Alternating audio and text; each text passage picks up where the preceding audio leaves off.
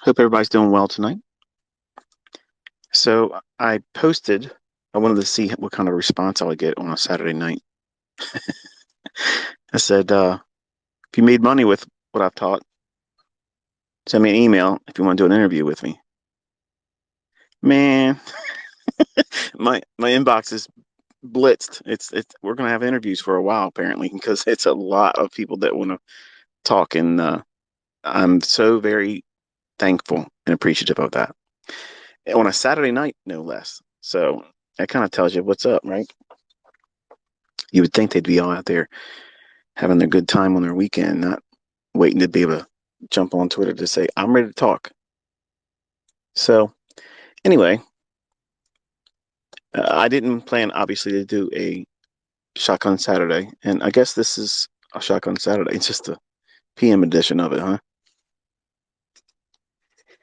So, while many times these things are therapeutic, and yes, I'm going to talk about trading and how you can improve on it. But let me get the monologue out of the way, please.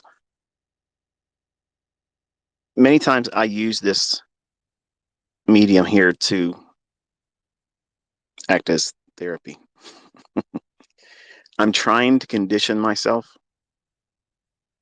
through doing this, and I don't do very well most times. And in the last two Twitter spaces, I did not do well at all. And that tendency for me to swing and have mood changes and lose control of what I want to really say, because I don't want to say those types of things. I don't want to do that.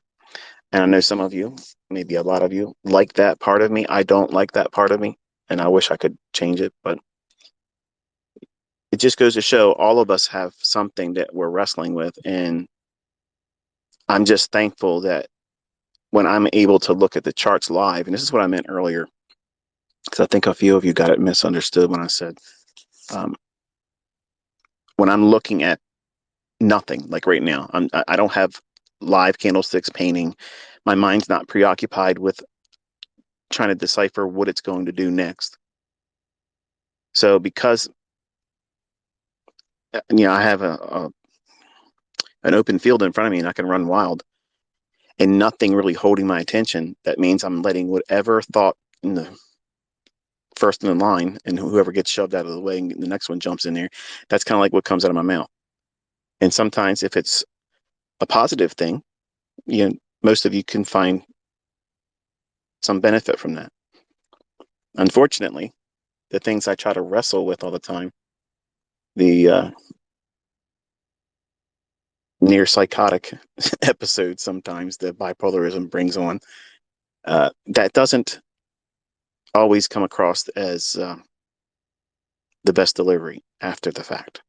And I don't listen to the live Twitter spaces because I know if I hear myself say certain things or react a specific way, I'm going to be shamed because of it. I don't want to feel that. So what I did in the past and what I'm trying to do is I'm trying to condition myself and fall down in front of you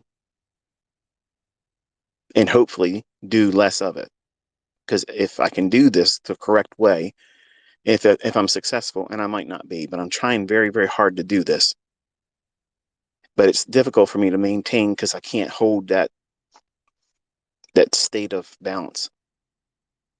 Sometimes I get wound up and rage kicks in. Sometimes, you know, I get a little carried away and excited and have too much fun.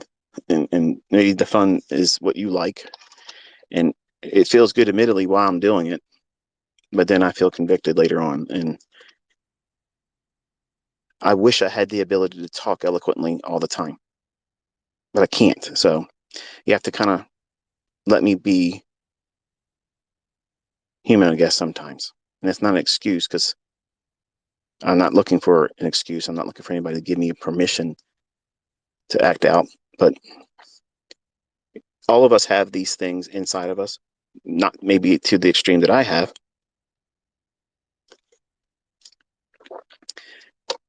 I'm looking at a list on my my pad here to try to keep me focused on what I want to talk about and not derail. But when you're trading and you have all of these concerns about making money or fear of making a losing trade or failure or living up to your expectations or what you think your expectations that are held by your family and friends that know about what you're doing in trading and why you're doing it, it's really difficult for some. And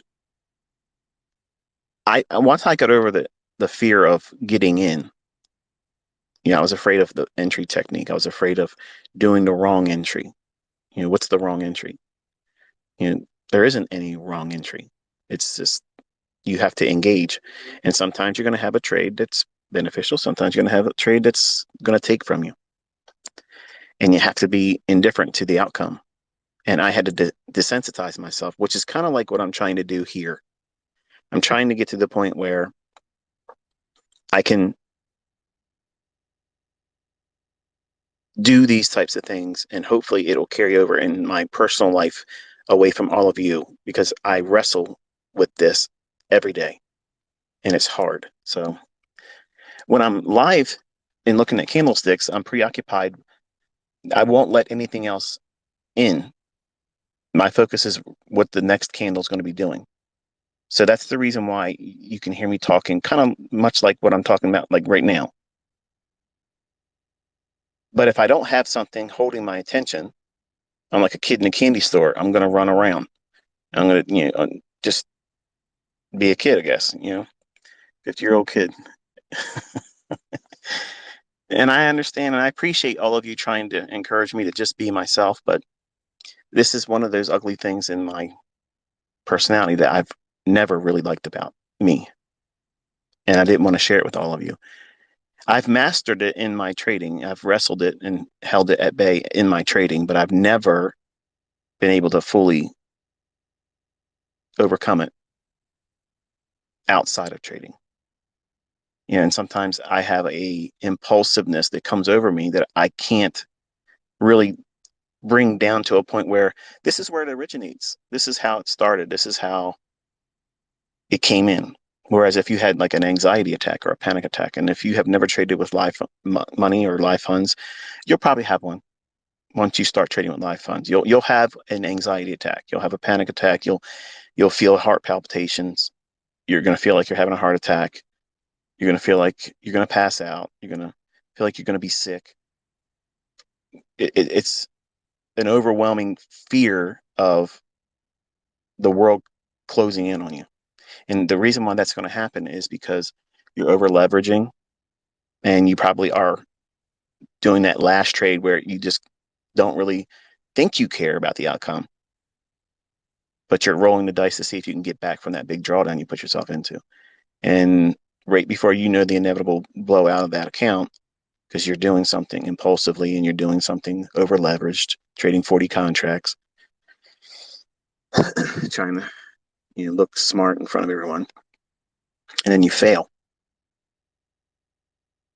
and you can't catch your breath, those types of things. Well, those panic attacks, those core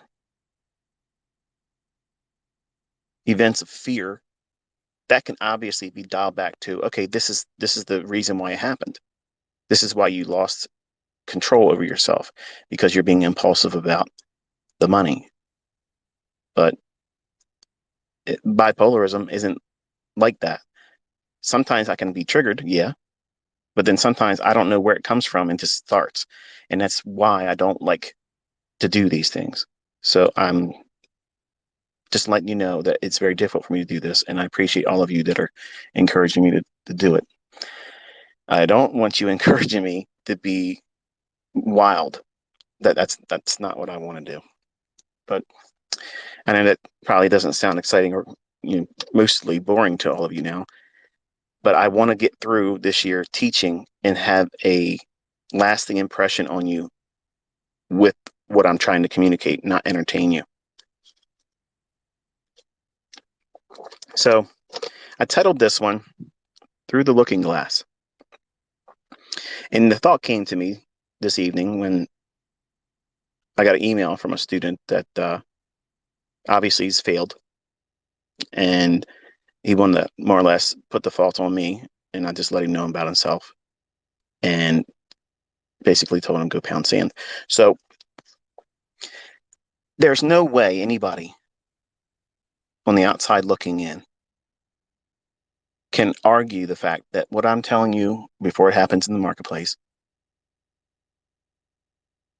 is not rooted in sound logic, and it's consistent and it's precise.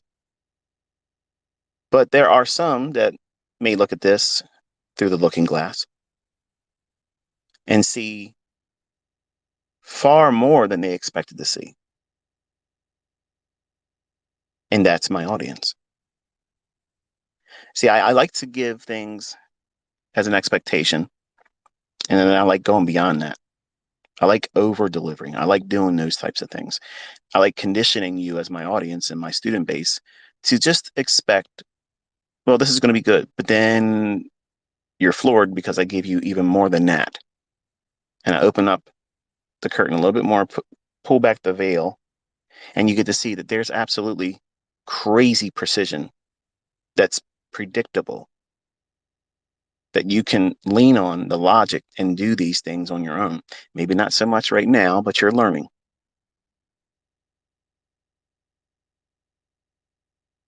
The topic of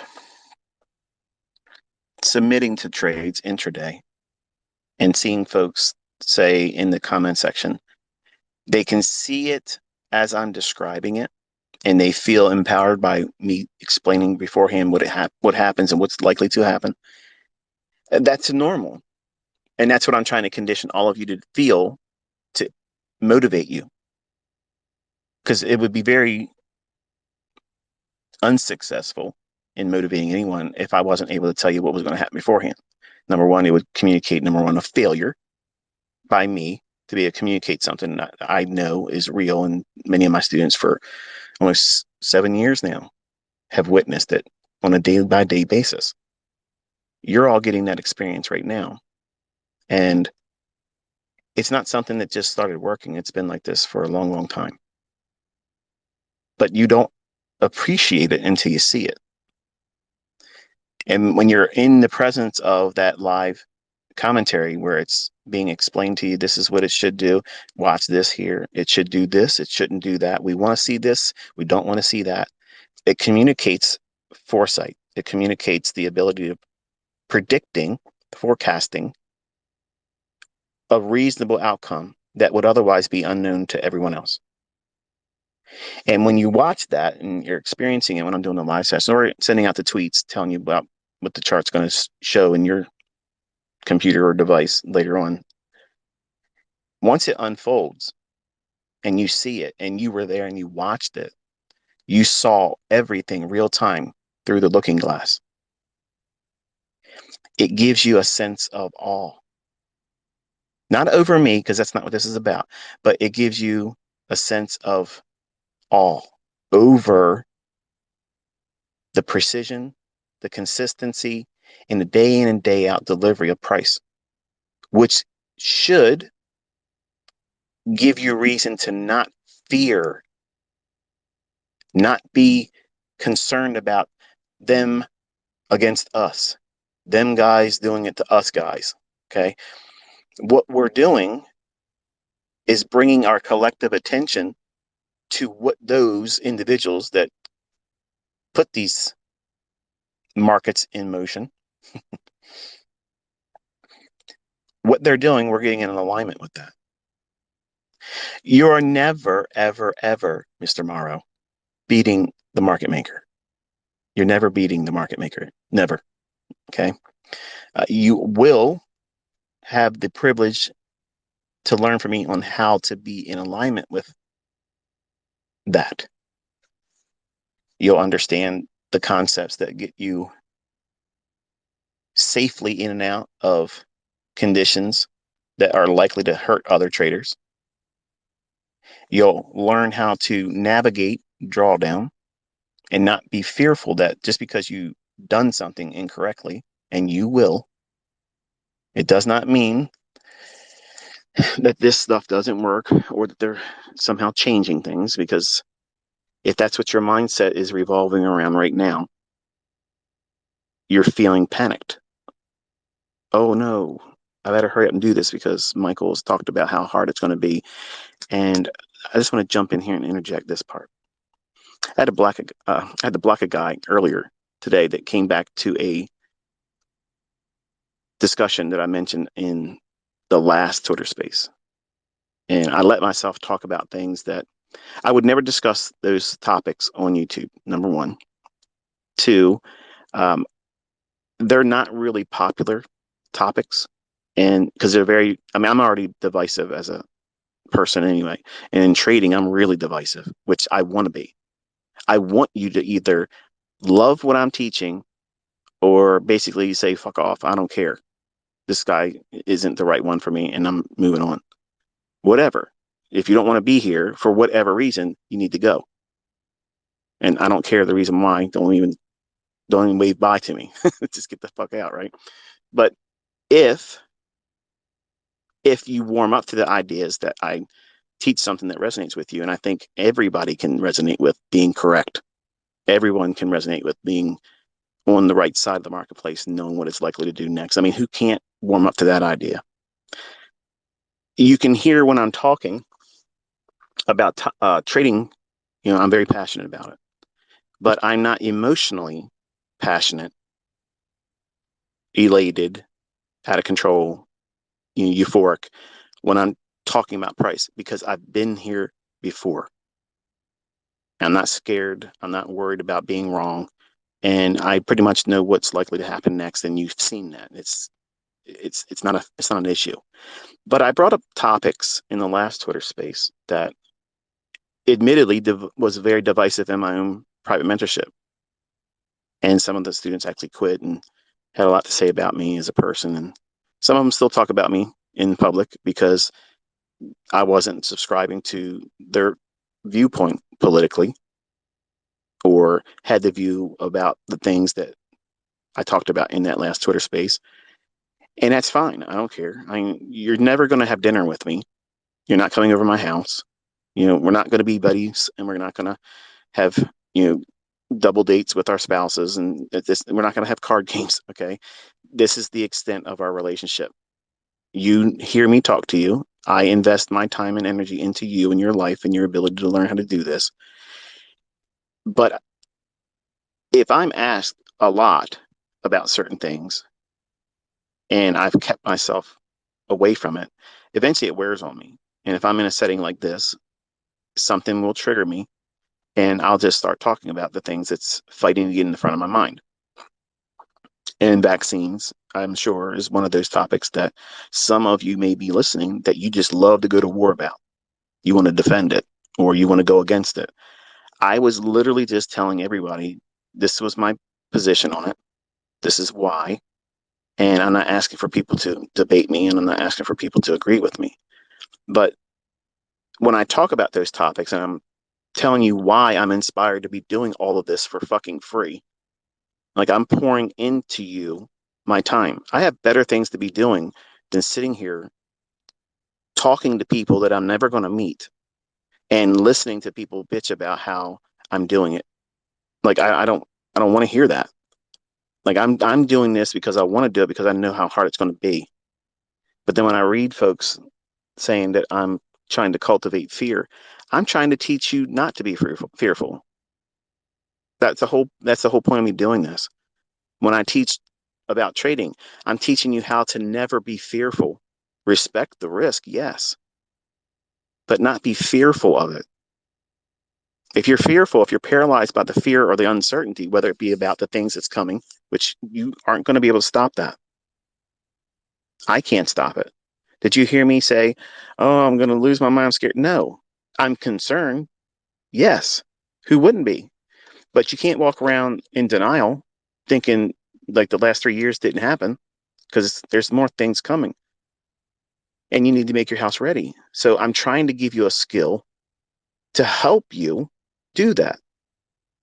I'm not trying to scare any of you, but some of you that are very weak, and I was a weak man after 9/11. When that happened, I was paralyzed by fear. And I lived with it for a number of years until I was able to defeat that. I am not a person that has anxiety.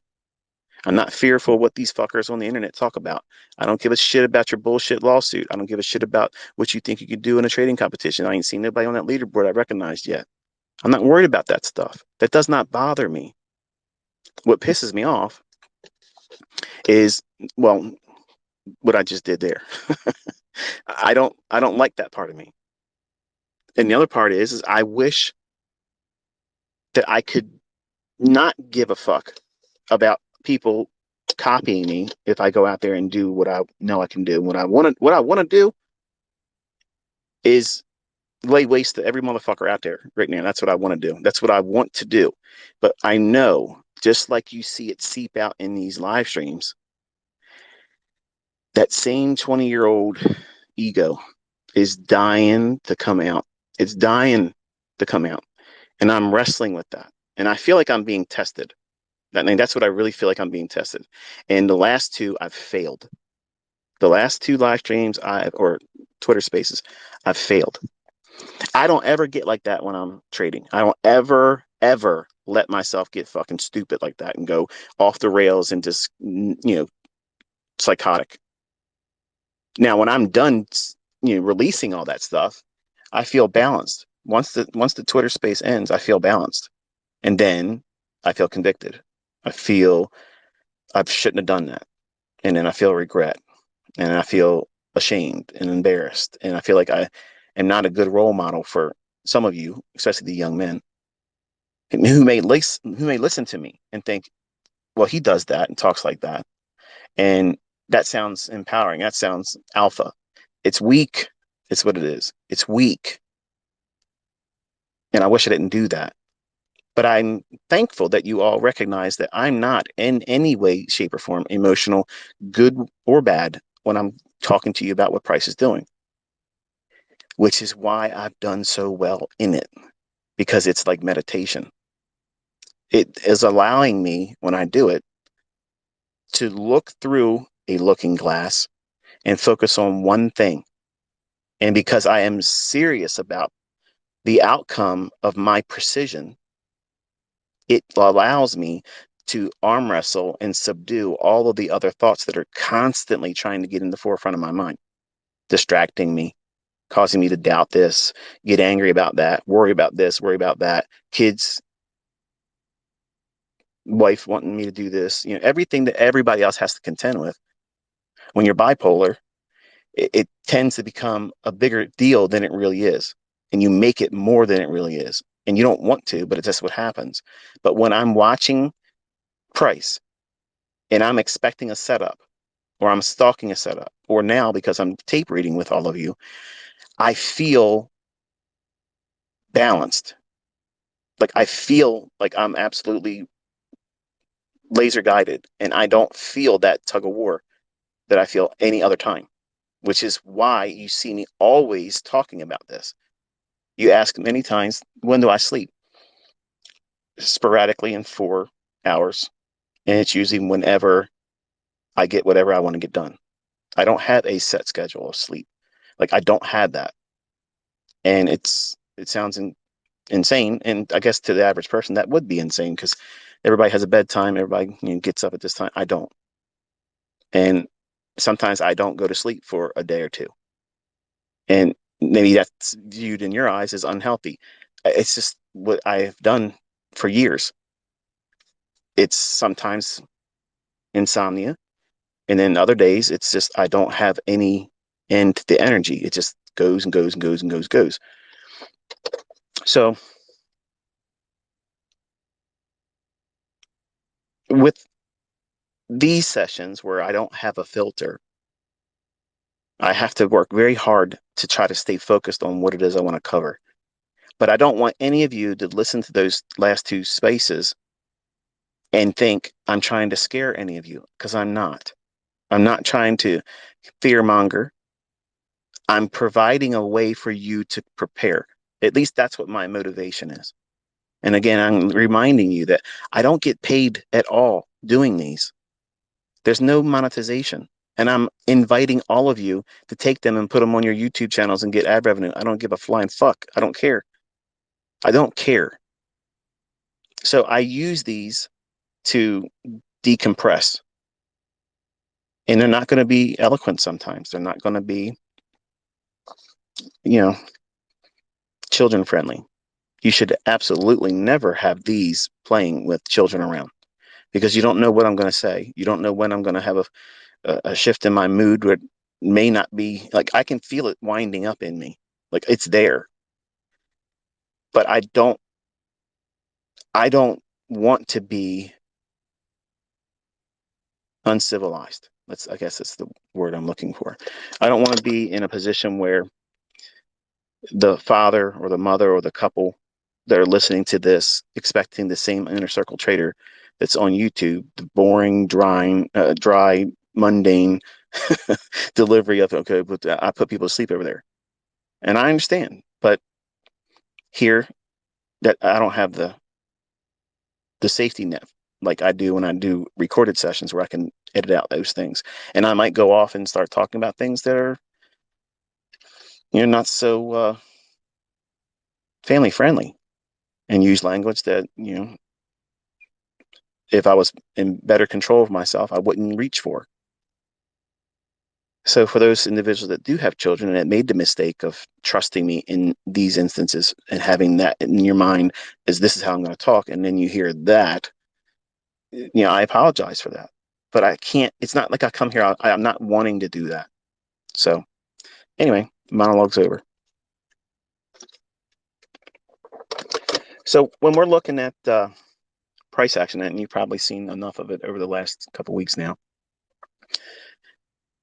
there's a lot of different approaches that trading can give you for a model approach.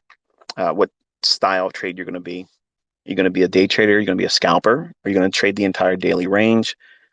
You're going to be a short-term trader, you're going to hold overnight or over the weekend, or you're going to be a swing trader and hold for a couple of weeks, which right now, that would be extremely ballsy. Like that, I mean, there's there's a lot of gap risk. You have no idea what's going to cause, an extreme gap. We might have an extreme gap on Sunday tomorrow. Like we may see it open up way, way, way, way far away from where we closed on Friday. Why? Well, we got that big liquidity pool resting below that daily low I've talked about in euro dollar. We have the liquidity pool above those relative equal highs in net volume imbalance on the daily chart for dollar. So they could start the week right up there. And then that makes the rest of the week a little bit more challenging, because it could open up there for dollar and then trade back down to where we closed on Friday, consolidate around a little bit, and then it has to wrestle and go back up through that again to continue higher if it's where it's going to go. So what I do on the weekends, and this is what I've been doing now since 2020, is I'm basically watching the headlines and seeing what's happening around the world. Now, I'm not sitting there, in my boxer shorts, hair uncombed, unbathed, unshaven. Well, I guess I am unshaven, but it's grown for a reason. But not looking like I'm strung out on anything. I'm not flipping out watching all the news and panicking. I'm literally just going through headlines and articles and trying to stay abreast as what they're doing around the world and what might be an issue come Sunday's opening. Throughout the week, obviously, I spend a lot of time with all of you. And when we look at charts daily, it's my hope that you're learning to see how these things come to fruition, the organization of how they form in price action. When I call something out on Twitter in tweets saying, okay, look at this, look at that, the real students can hear me say when I'm really expecting the price run in a specific direction where I think it's going to go, that type of thing. And they're the ones I'm trading. They're the ones you see examples later on. And it's not ambiguous. It's very specific. We're not calling buys and sells every single time I mention something, but I'm bringing your attention to a specific PD array.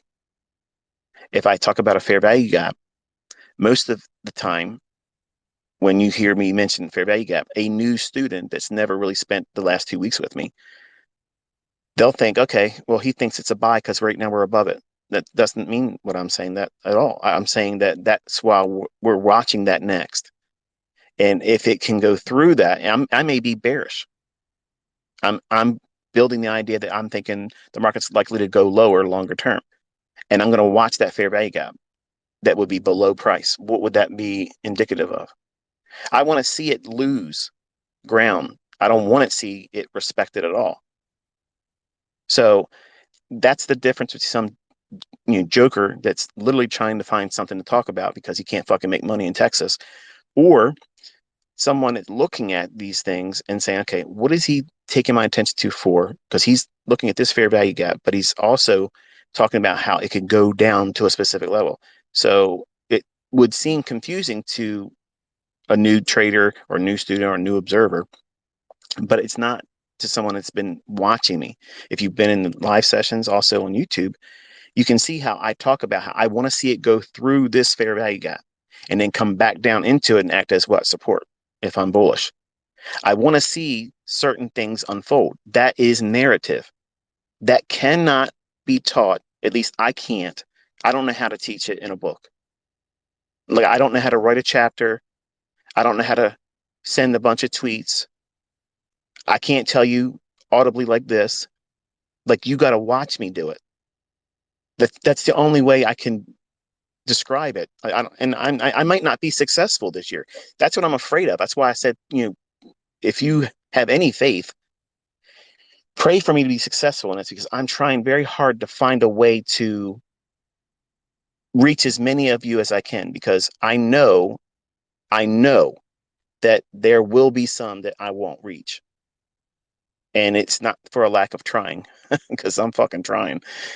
But it's very difficult for me to explain something that needs to be viewed real time, watching it happen and explaining why this is the case, which is why most of the people out there that have tried to take my content and make their own little mentorships and shit, that's why they won't ever do what I'm doing. And Dave, I see your tweet saying that you do more than me and all that business. I would love to see you live stream this week, but don't put all that stuff on your charts. Keep your charts clean and I'll be able to watch it. I can't watch it when it's all that scribble stuff on there. No disrespect, but you're talking a lot of stuff right now, and now I want to see you do it. So Dave teaches FX. I think that's what your Twitter space is or something, or maybe it's your YouTube channel. Now everybody knows about you, and I'll be watching your live stream this week. So entertain me. I want to see what you're doing. If it's foolishness, I'm not going to watch it. Okay. I'm not going to be there to troll you, but I think I know what you're trying to do. So now you got my attention. Show me what you're doing. Okay. But there's a lot of people out there that have tried to teach what it is that I do. And they're not doing that right at all. They're not.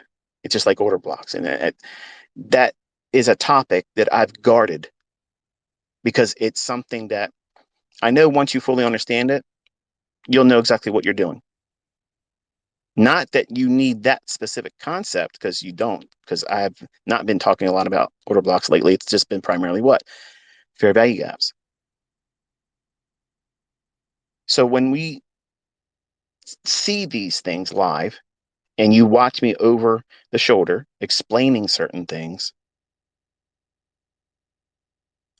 it's more practical, because there's no way for me to be able to tell you what many of you ask a lot is, well, how do you know which one it's going to form today? That's the uncertainty. Like, you see these people out there, they'll say, oh yeah, ICT says he knows about the algorithm, but he doesn't know this right at this moment. You're right. I don't know where they're going to open the price up on Sunday. Nobody knows that. And I have to eventually sleep sometimes. So I'm going to miss moves. That's what I said. You're going to miss moves too. You can't be in every swing. And that's taking things, cherry picking out of what I say and out of context to make your bullshit narratives when you want to troll and you want to hate, which is silly. It's your comedy to me. But when we watch price, I don't know I do not know if there's going to be a fair value gap within a specific range yet. I don't know that. I have to wait to see if they're going to book it that way, if it's going to run off and leave it.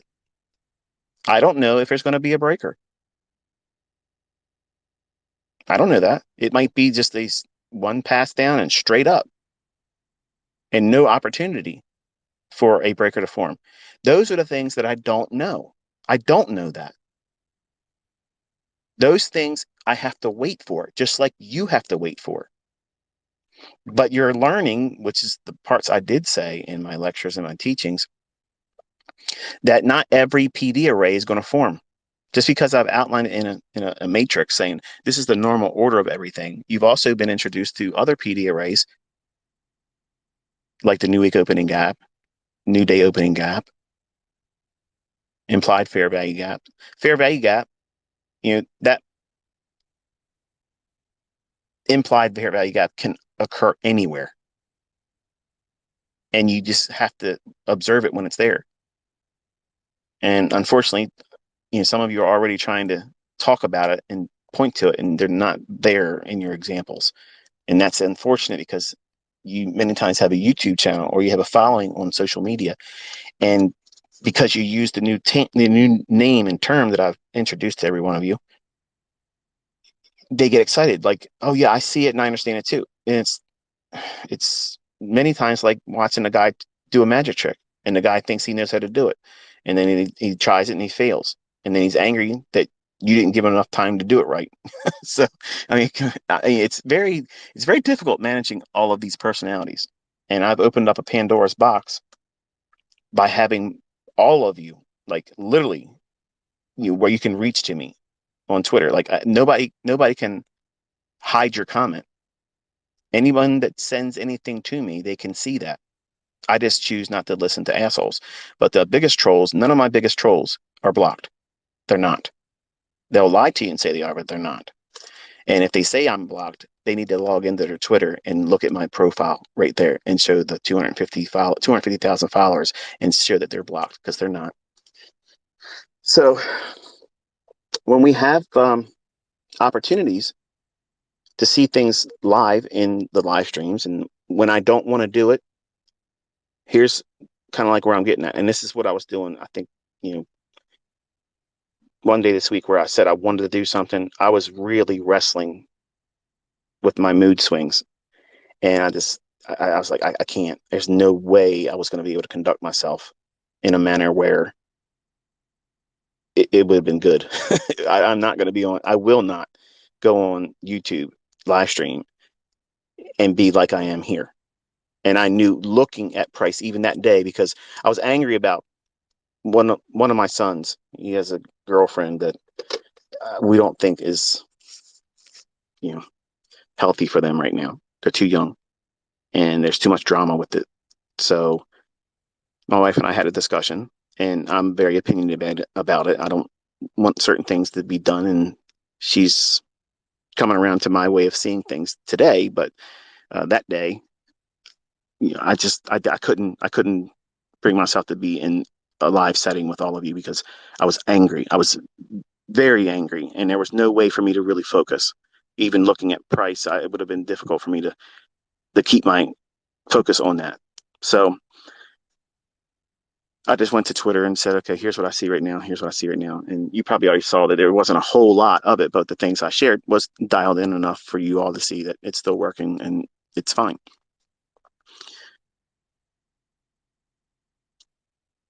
The idea of these funded accounts and the 5 handle moves and such, I see a lot of you are getting confident with that now. And I appreciate your willingness to share your observations and such. And I love the fact that I made this much money with this trade. ICT has toned down. I appreciate all of you helping me in that regard, because it creates an emotionally charged endeavor here where I'm loving what I'm doing, but I don't want any of you to get hurt. And if you're pushing the button and you're trying to, impress me, you're not impressing me. Even if you make a lot of money, I'm going to be angry. Like I'm if someone's been trading for a while before I started this mentorship, and some of you obviously have, and you know what you're doing, okay, that's one thing. But anyone that's just started training with me this year, and you're trying to do what I'm teaching in a funded account or a live account, please don't tell me about it. I don't want to know. Okay, because every time someone tells me they're making money, my first question is, how long you been doing it? Because if it's something that you just did, it's your first time, then okay, I understand where you're going with it, and I understand your excitement. But if it's something you've been doing for a while and you're able to land that, then okay, yeah, I'll like that, I'll appreciate it, and I can high five that, yeah. But I don't know how much time you've invested in this, and I don't want to inspire you to want to be doing that when you don't know how to trade yet. Because the whole point of me doing this mentorship with you all this year is to teach you, number one, how to read price. When I was doing my mentorship that was paid for, it was all about watching price. Don't press your demo account. Don't do this. Don't do that, because the outcome is then emotional. And now we're looking through that looking glass at these candlesticks with an expectation of, I have to be right because now I have money behind it. Because if I'm wrong, I'm losing money. You see the difference there? It's really hard to justify how that isn't the best advice. Like it is the best advice, but it doesn't feel like the best advice when you have something to sell and you want people to come to your bullshit and try to buy it, whether it be a mentorship or some horse shit, pseudo algo box bullshit, because that ain't algorithmic. That's retail stuff. And when you have these competitions for everyone's attention and you're trying to inspire them to go out there and trade, unfortunately, I know enough to know that the average person doesn't have the mental faculties to do this, let alone be doing it quickly and successfully, regardless of what medium or approach to trading. Even mine, which I think is superior to every fucking thing. I mean, I'm giving you the marketplace. I'm telling you it. I'm showing it to you. I'm proving it to you. There ain't a motherfucker out there doing it. Dave, we'll see this week, won't we? the the worst thing you can do is be inspired by me or anyone else to go out there and try to trade and feel like you're ready. Because these same people that tell you to do that, they're falling on their face when they try to do it right in front of you in their live streams. Or they won't ever do it. They won't ever step out there and tell you what they think real time every fucking day, because they know they will fail, and they'll pull some comedy show to try to cover it up. No, there's no emotion. There's no emotion. This is what it is. Market's going to do this or the market's going to do that. If you don't know, you say you don't know. But you better not say I don't know every day, because then guess what? You don't know. And there's a lot of people that are upset right now because your attention is being placed with what I'm sharing and what you're doing right now. You're listening to me talk about something that to them, you shouldn't be listening to this. You should be listening to them, because they're showing you something that has a price tag on it. I have nothing with a price tag on it. I have the truth. I'm showing it to you. I'm proving it to you. So when you look at me and what I'm sharing, you're looking through that looking glass, and you should be seeing fucking proof, evidence.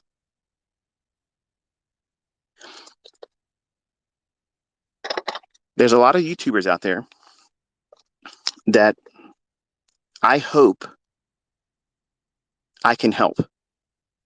And I'm not asking any of you to represent me, not even to advertise for me, nothing.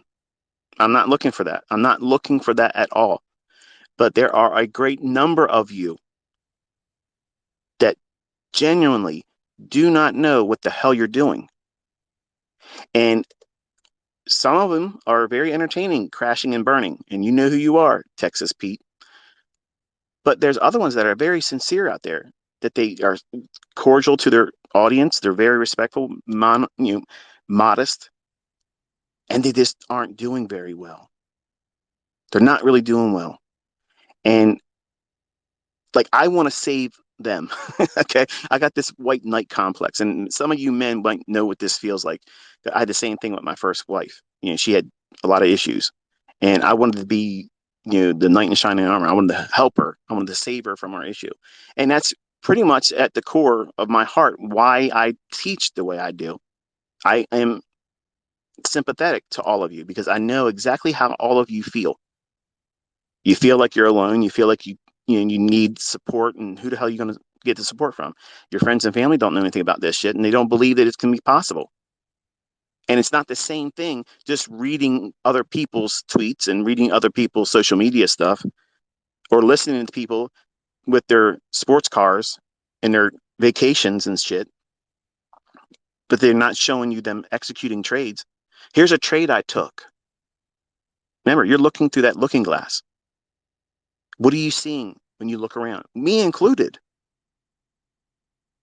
Through that looking glass, are you seeing a reason to invest your time in whatever it is that you're looking at?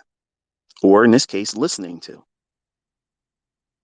Because if it is not capturing you, overtaking you, and subduing you, and holding you and your attention, because you see obvious signs of professionalism, precision, logic that makes perfect sense, that is explained before it happens, not ambiguous, not 50-50, not it might do this, it might do that, which is what everybody that doesn't like me will say.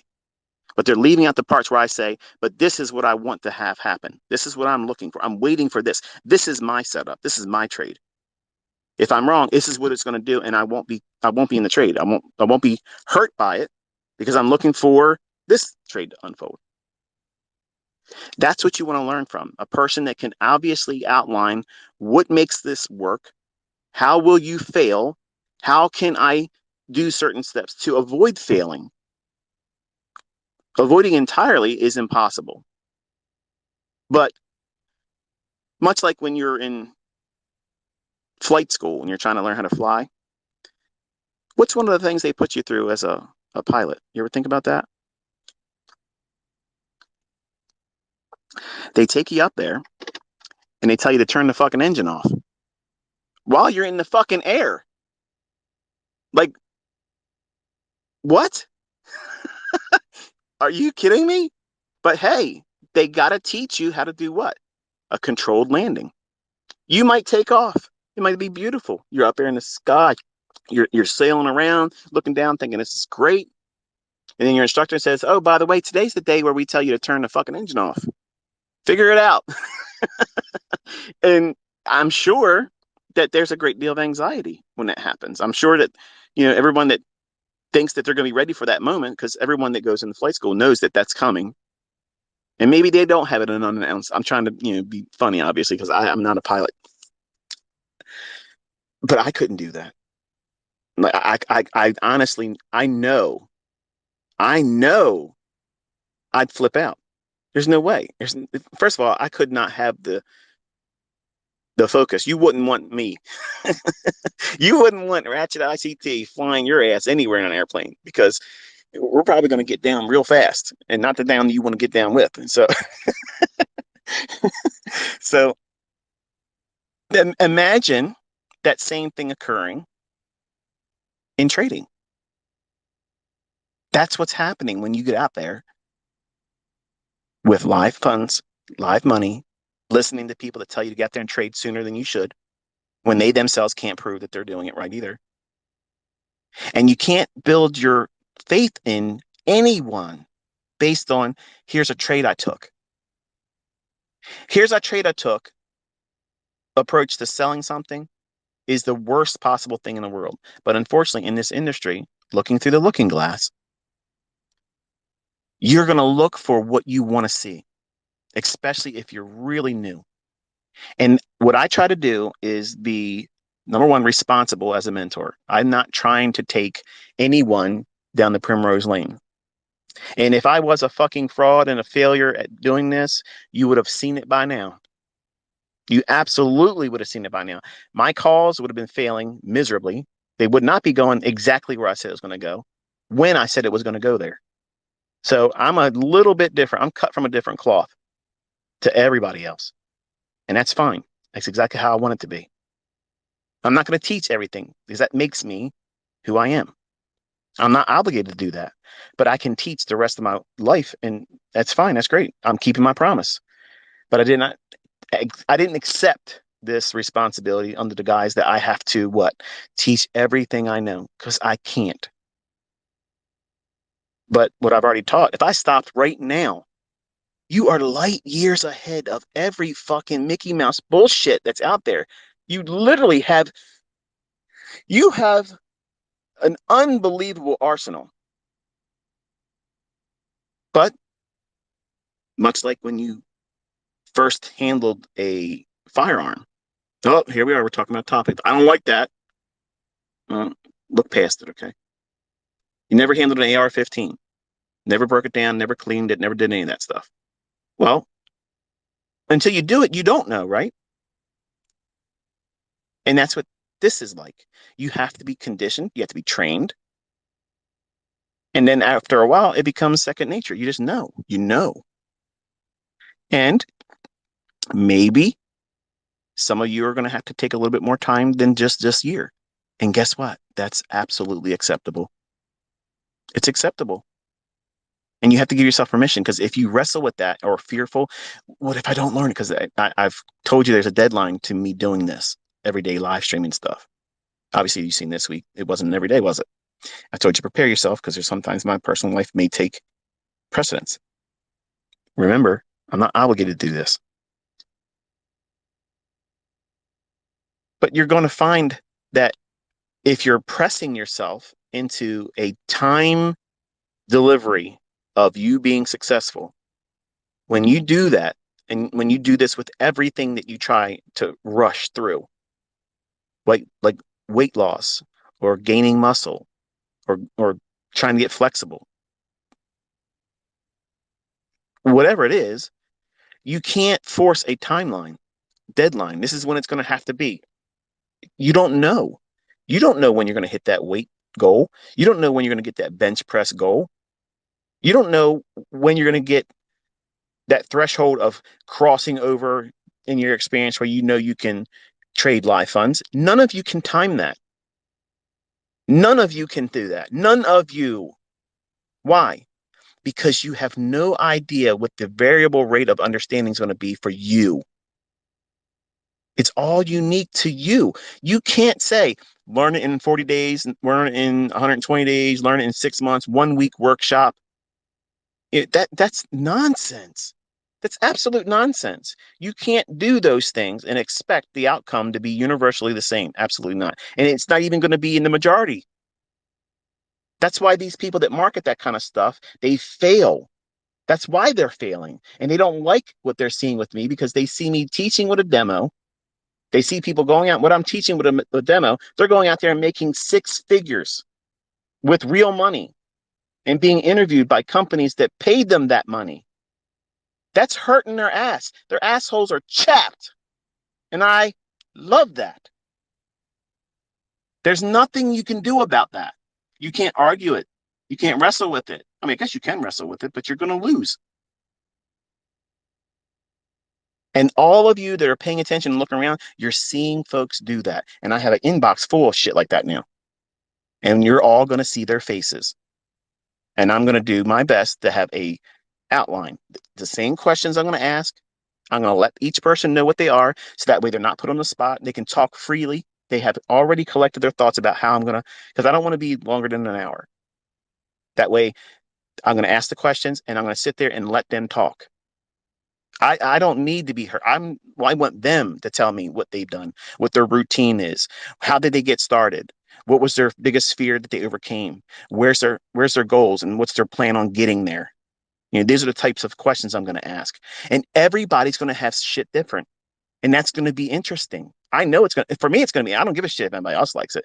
I'm giving these students the opportunity for me to sit down with them as close as face to face can be. Yes, I will show my face there. And you'll see I have more than one white cap. I have other colors too, guys. I might shave my head because everybody wants to see me bald. In summertime, I might do it. I ain't afraid of it. So the good grief, you'll hear these folks give you their stories and share, and I'm going to treasure that. Like that's exactly what I want this to morph into. I'm doing this because I want all of you to be generous with your story with me. Tell me what it is that you're doing. If you want notoriety, apparently I have an audience that looks at this stuff, and I'm going to share if you want me to. Not that I'm going to do it, without your blessing, but if you want your socials shared, I'm going to give you the opportunity to do that. So it gives you a stage. If it, like there's a young man out there, Paladin, he's trying to get a course together how to beat these funded accounts and have all that stuff. He might be teaching some of the stuff that he uses while he's doing that he's learned from me. I don't give a fuck. Okay, I don't care because number one, he's publicly stated that I had a small part of what he was able to do, and that's wonderful because now they know me, and then when they hear me, they talk about how did you learn, and I give all the glory to God. That's how I want it. That's the exchange rate here. Okay, that's all I want. But he's trying to build a course or whatever, or some kind of mentorship to get funded and pass them. You know what? Go for it. That's something I'd get behind. Say, you know what? Do it. And some of you may be wanting to run signal services. And guess what? I have a lot of students that can't do this. When's the last time you heard any educator, any guru, furu tell you they got failed students? Everybody makes money with their bullshit, right? Get the fuck out of here. It's real. I don't lie. The bottom line is this stuff is complex. This skill set isn't going to happen overnight. And a lot of people came to me like they go to anybody else. Give me the 1, 2, 3 fast track. I need to learn how to make money right now. I'm broke. And if you can't do it, you're a fraud. Fuck you. How's that work for you? The bottom line is this. You're going to work your ass off in this industry, no matter what you do. Period. Period. And time is going to be a whole lot more spent than you wanted to spend. It's going to take you longer. It's going to be more effort on your part. You want to learn how to trade? I've already taught you. You want a routine on how to go in and do those things. That's exactly what I'm teaching you this year. A day in and day out. This is what we're looking for. This is what it looks like. This is how it repeats. And we aren't afraid of signals drying up and not working anymore. I know that I'm going to have a setup. And this is what pisses people off that don't like me. I always have something. I always have an ace up my sleeve. You're damn right I do. Because that was a weakness. I needed to know I had more weapons than just a stochastic and a moving average. Because that shit didn't hold up long. And the markets are more dynamic than just one way. You have to have a tool that is useful for any market profile. It doesn't mean that you're going to trade every single time because you have that tool. It just means that you know enough that the thing you're probably going to use if you were less equipped, experienced, you would have tried to use in an environment, which is what most of my students, when they first come to my YouTube channel, they think everything's a fucking optimal trade entry. They think every rally up is going to set up a sell, and every rally down is going to set up a long. And they send me emails. They'll say things in the comment section. I tried the optimal trade entry and I get stopped out. How do you know which one's the optimal trade entry? Well, what are you doing wrong? Looking through the looking glass, you're looking for entries only. You have no context as to what you're doing. There's no narrative being applied to the chart. You haven't even consulted the higher time frame. So is it surprising why you're looking at something on the smallest degree of importance, which is the entry? I've stated this so many times, and it's almost like you guys don't want to believe me when I'm being honest. Entry patterns are numerous. There's so many entry techniques to get you into the moves. But there's only one side of the narrative that's going to develop in price. That's it. You're not going to change that. The buying, selling, and pressure doesn't change it. The narrative is going to unfold. And that's just the way it is. And if you're not able to get on side with that, that means get in alignment, get in sync with it. any entry techniques. I can give you the best ones I have.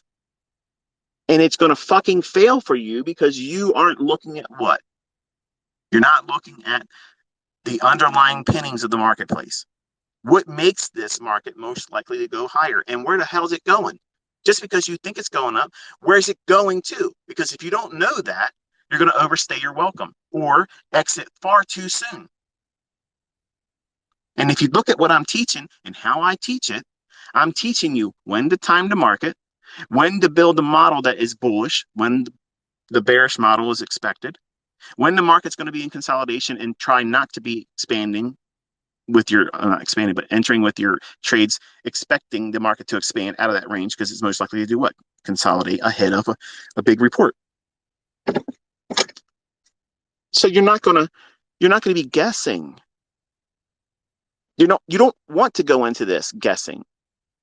If at the end of this year you're feeling like you have no idea where you're at in price, I promise you this: you did not pay attention, you did not take notes, and you did not backtest.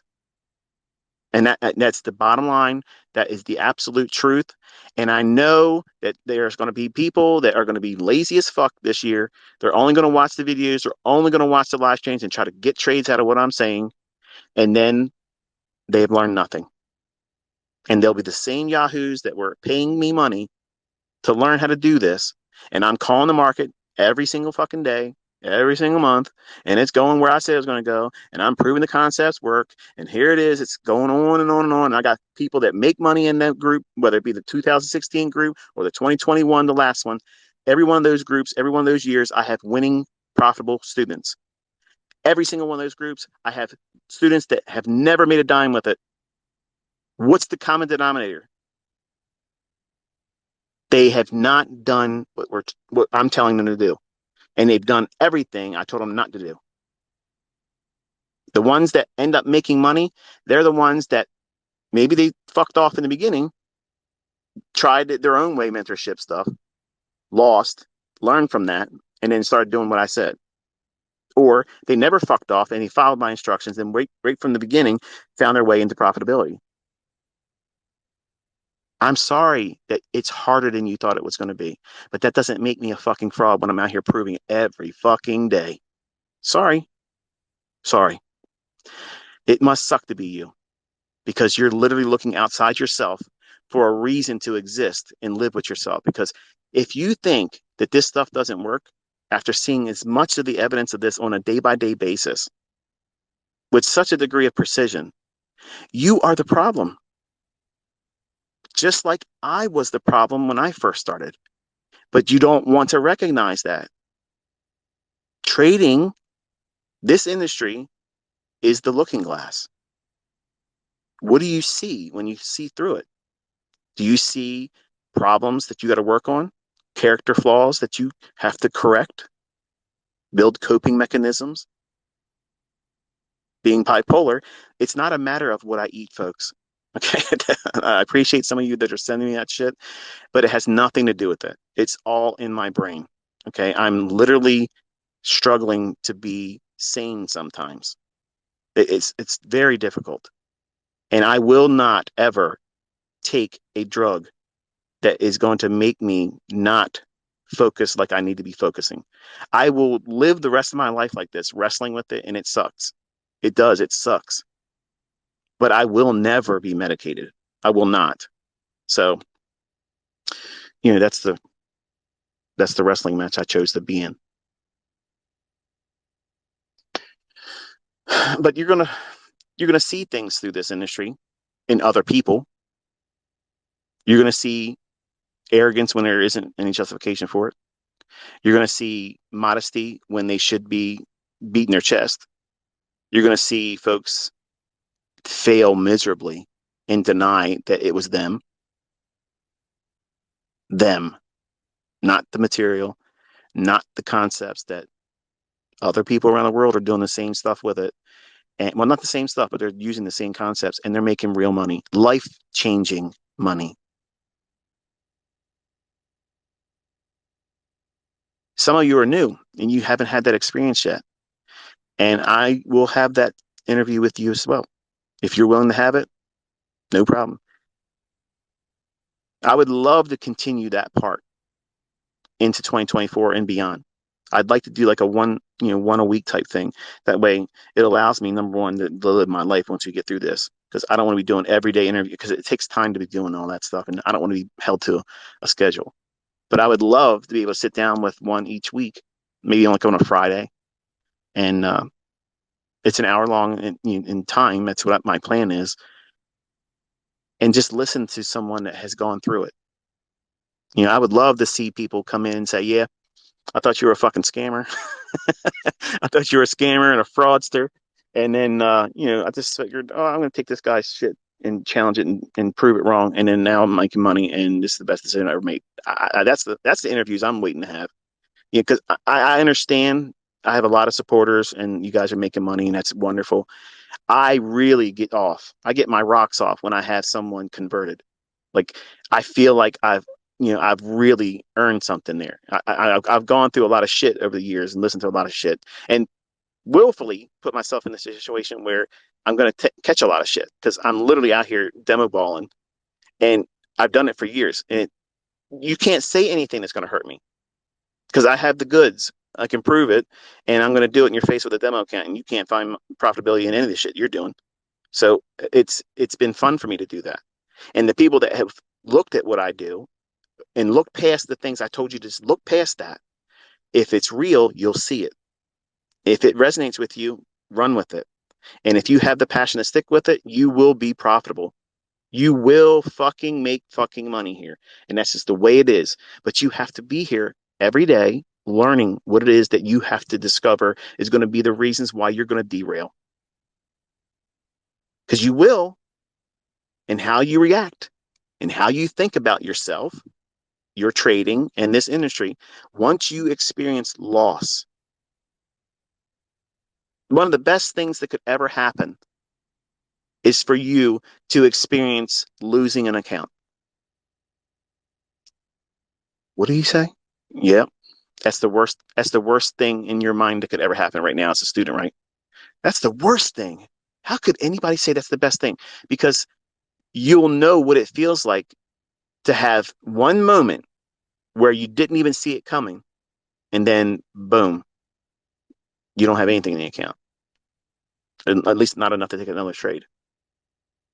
I think every trader needs to experience that because then you'll respect the risk.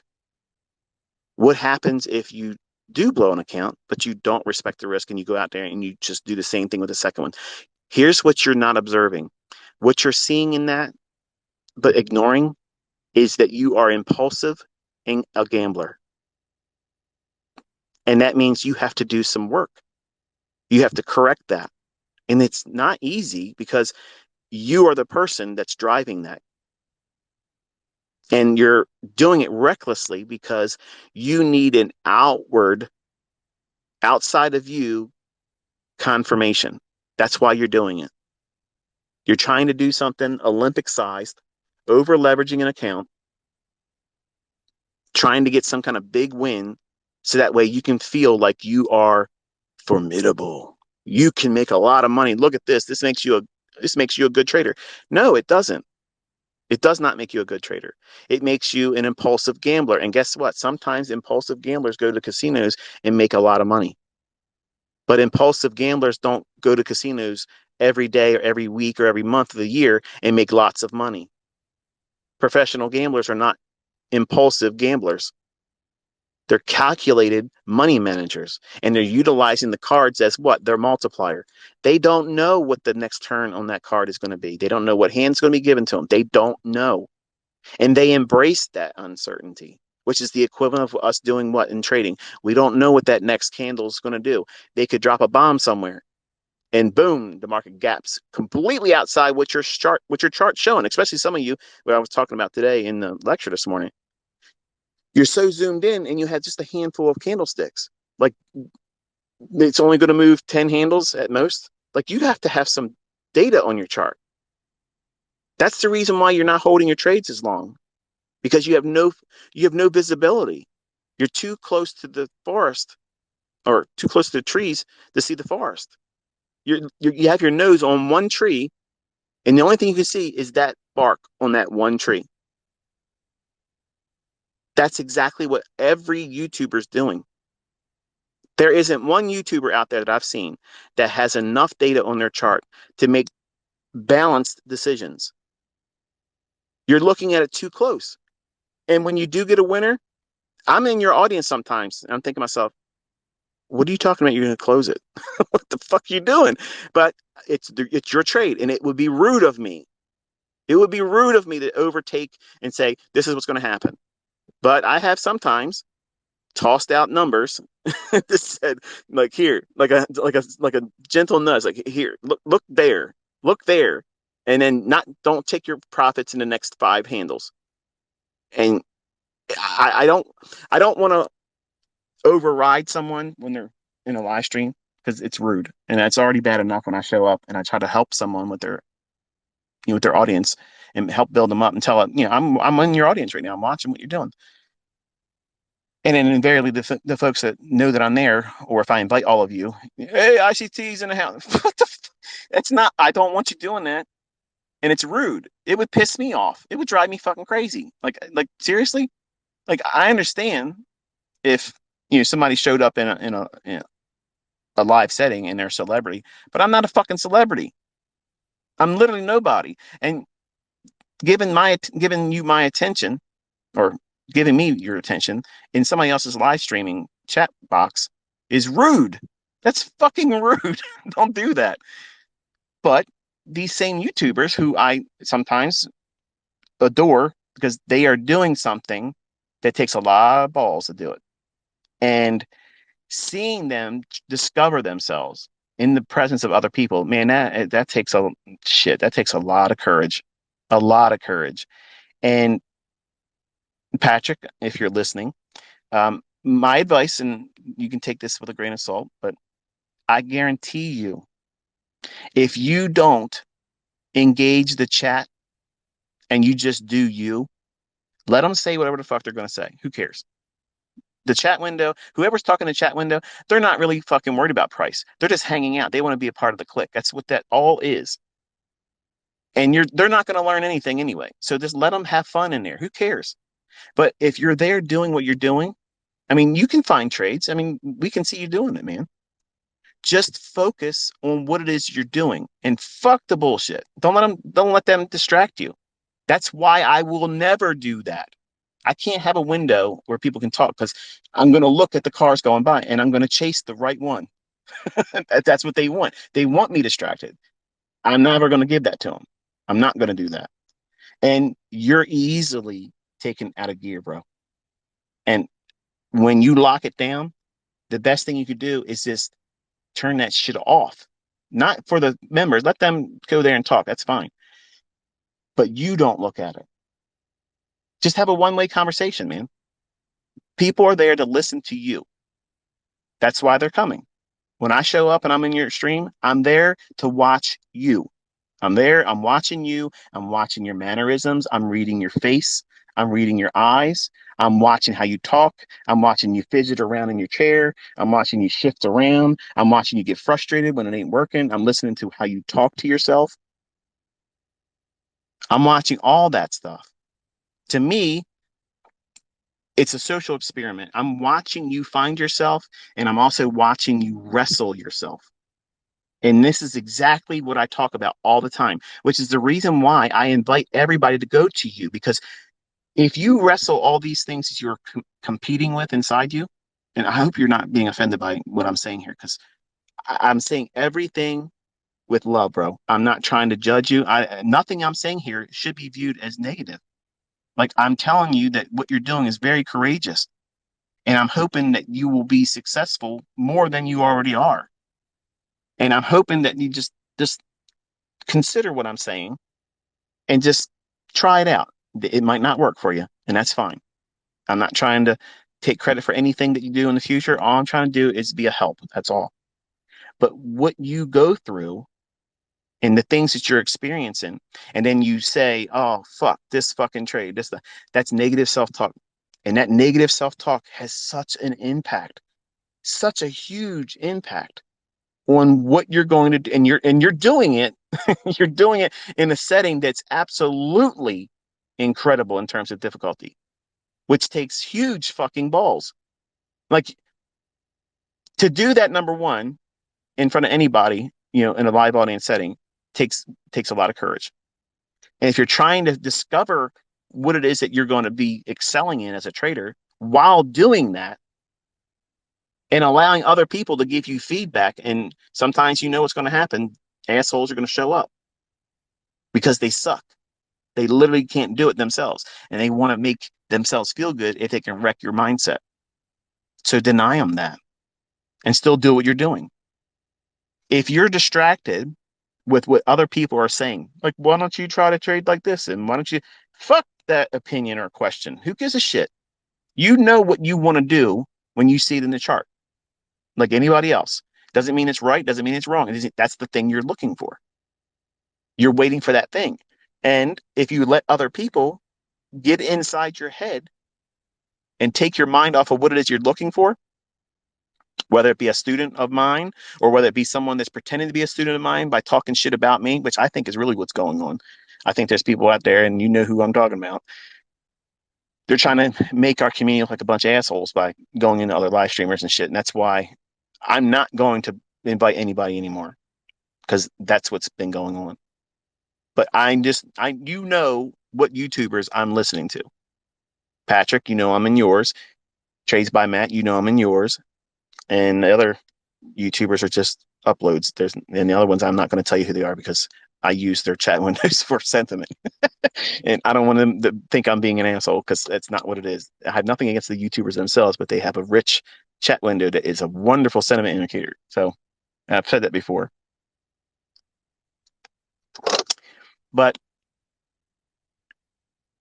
Patrick posted a comment about how, and he's also said it several times in his live streams.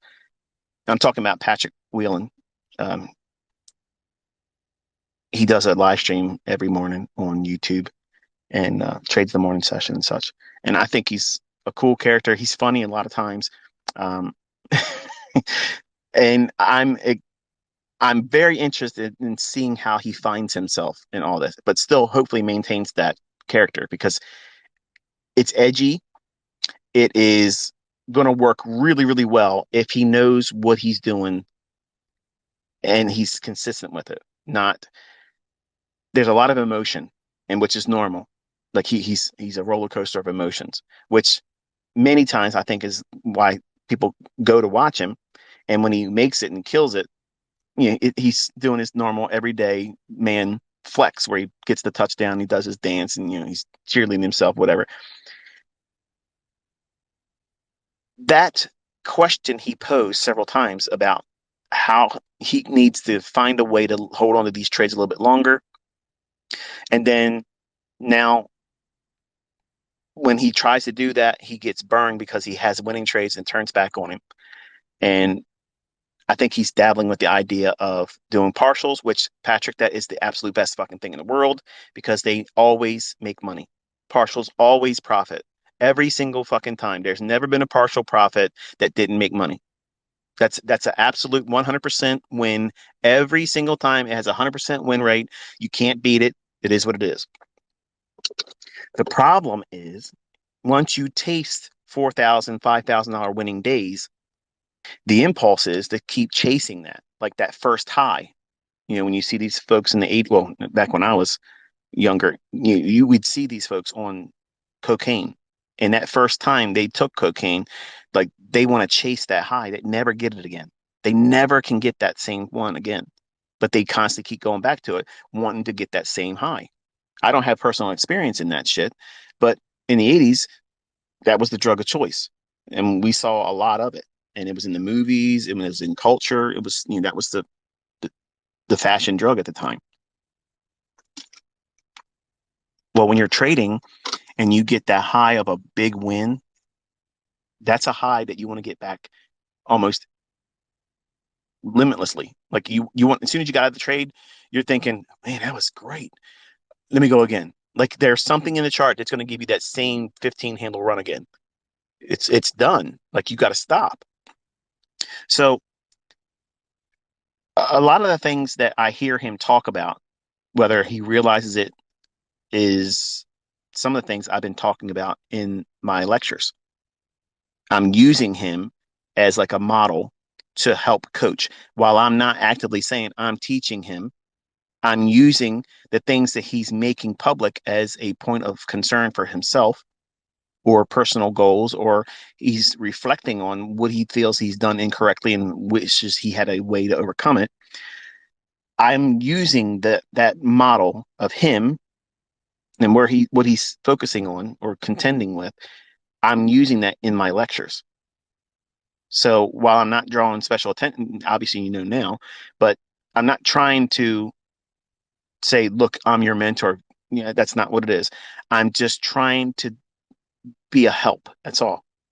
And hopefully, uh, by this real world person trying to do this, if you can learn from the advice I'm giving and say he doesn't take this in consideration and doesn't do anything with it or tries it and says it didn't work for me. Okay, that's fine. Somebody else that's listening to everything I'm doing might warm up to the idea and it fits them perfectly. It may be the very things that they've wrestled with and then now they figured out that thing that was a hindrance, the thing that was the problem, the rock in their shoe, if you will. They once they remove it, then they can walk, without a limp. They can get right to where they're going with no reason to feel like you're being impeded and slowed down. They won't have that fear of holding on to a trade. They won't have a fear of um, being stopped out because they know what they're looking for is going to repeat over and over and over again. And it's one thing to have a model that you think is good when you first start finding profitability. That might be a profitable model, but what tends to happen is you try to demand more than what the model can provide. And that's the reason why for me, I have to have different setups. I'm not comfortable accepting a one trick, one pony type thing. I can't, my mind won't let that happen, especially knowing what I know about price and how it delivers. I know there's a plethora of things that I can utilize to get into other setups. And I try to showcase that. And unfortunately, what that has done is created an insatiable desire for everyone else to do all those things too. And you're equating that is the only way of determining success with me, or you're not a real ICT student unless you can do everything that I've ever taught about. And that's not true. All you need to be able to do is find one setup. And I've done my best, and I don't know how to do it any better than stripping it down to simply 5 handles. And I talked about in a Twitter space last week how that might not be.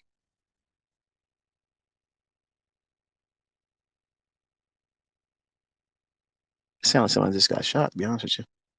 Hang on one second. I'm in my Highlander down in Bel Air, but it just sounded like somebody just shot off 3 shots. There you go. Live and on the scene. Here's ICT reporting. I don't see nothing. As long as they ain't shoot at me, I'm good. I didn't see nothing. So you might go after those 5 handles. And like I'm teaching my son, Cameron, and what I've mentioned also in the Twitter spaces, that what happens if you're trying to start off as that 5 handle trader and you're going to find that can be found a lot intraday. Lots of opportunities of that occurring. And you can be bias neutral, meaning you don't have to have the bias correct. So for the folks that are struggling with bias right now, I'm giving you a way to study and look for setups. And it's such a small range of movement and price. 5 handles is nothing. Like it's literally nothing. But for you, it may not have probably seemed like worth it at all because you hear other people saying, oh, ha, ha, 5 handles, you got a little dick. Yeah, no. 5 handles can change your entire life. if you know how to find them consistently. High frequency algorithms are taking many times huge numbers of trades just to get less than one handle move. So who's fucking laughing? Okay. The clowns that have an ego problem and have a superiority complex and they have a small audience. That's the ones that are bitching and making up bullshit. So you shouldn't listen to those people anyway. But what happens if you're aiming for those 5 handles,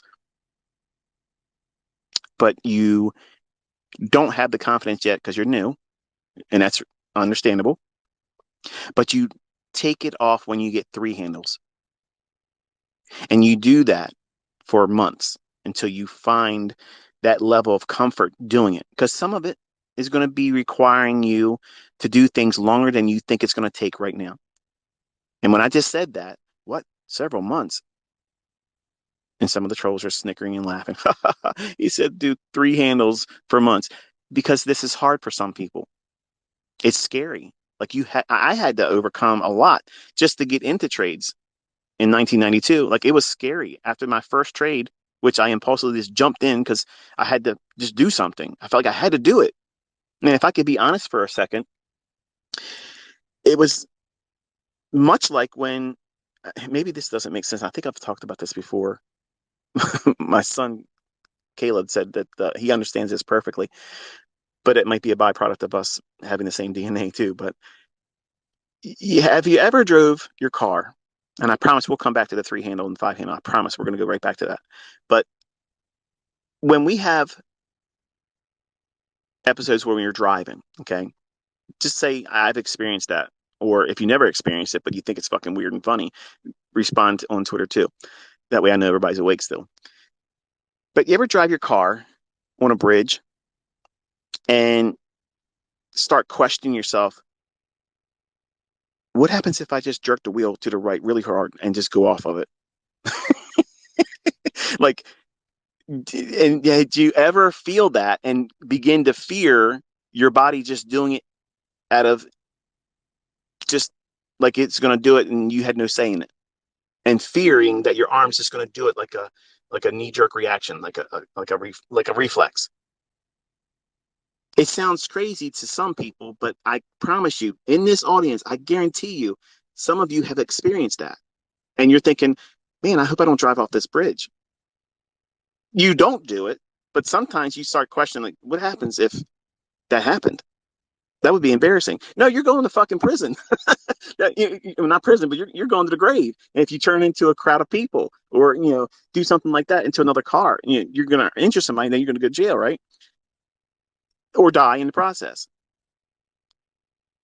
That moment when I got into my first trade in 1992 and I did that orange juice option, it was almost like that same feeling.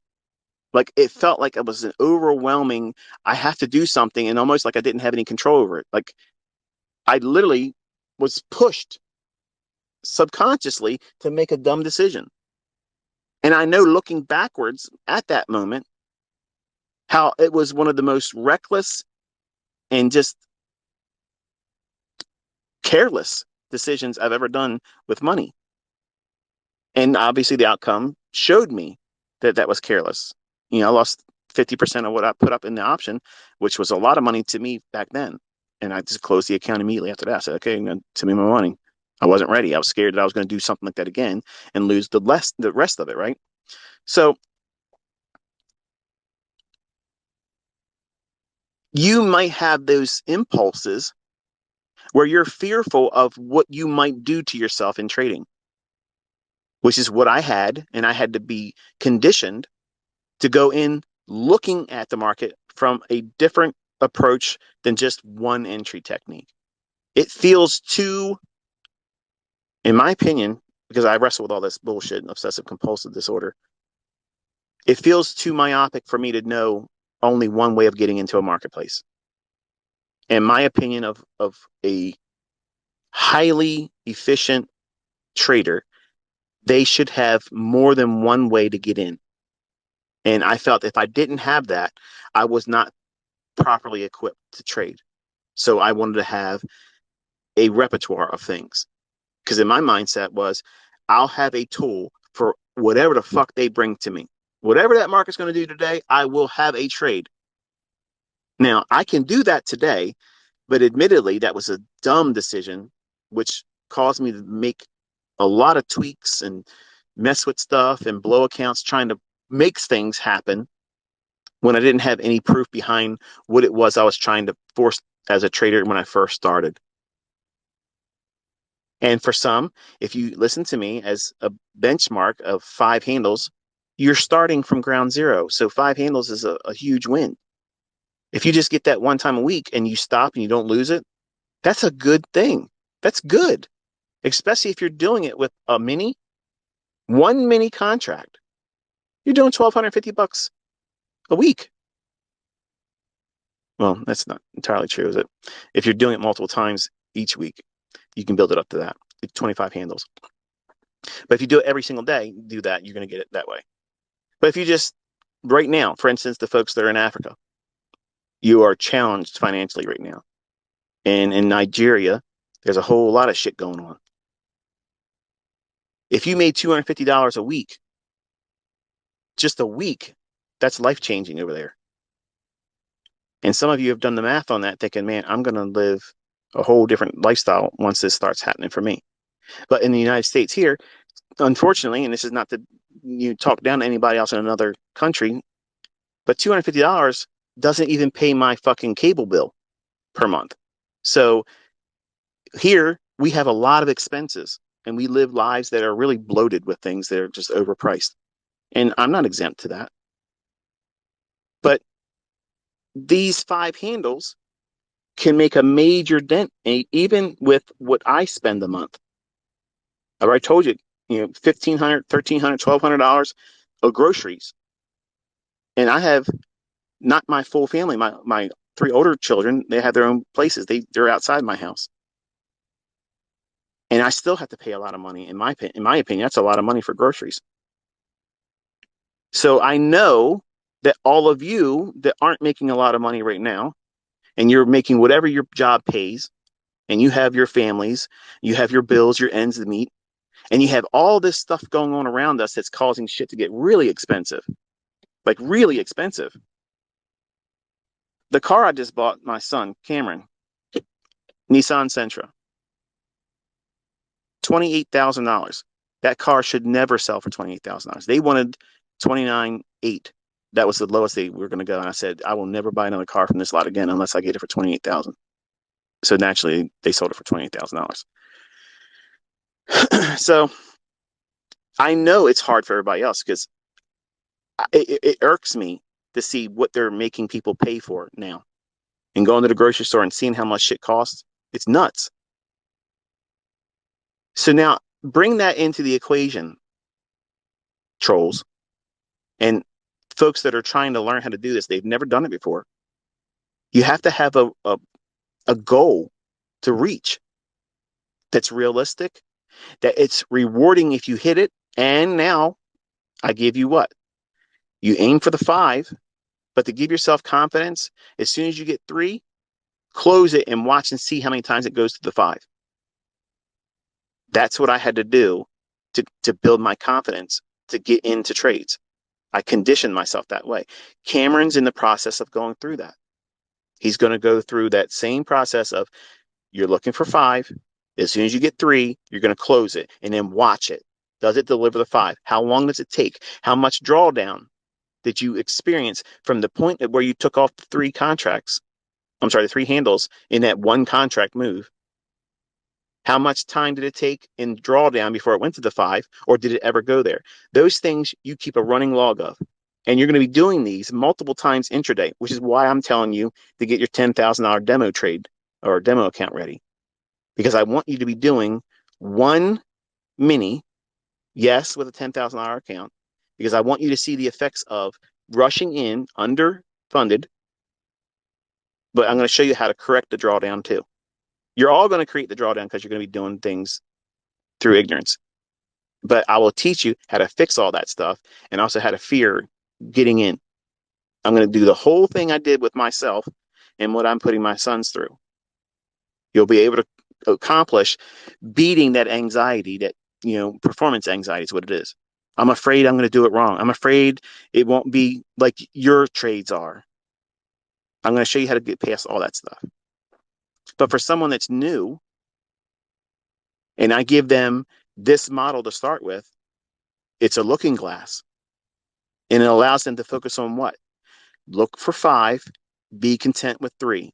And by conditioning themselves over and over again, intraday, using 1-minute charts, it gives them several opportunities per day to challenge themselves to have that experience. It's like a laboratory experiment. And you're going to be prompted to do that. And it's going to be viewed by the trolls as, oh, look at this. This is dumb. No, it's to help you become indifferent to the outcome, which is exactly what you need as a trader. When you put a trade on, you know that this is what your model says it should do. You also know that it's usually more times than not correct.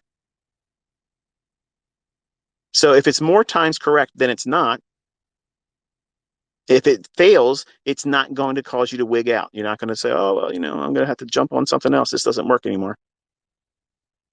You'll trust that this is a speed bump. That's all it is. It's not a roadblock. It's not a barrier.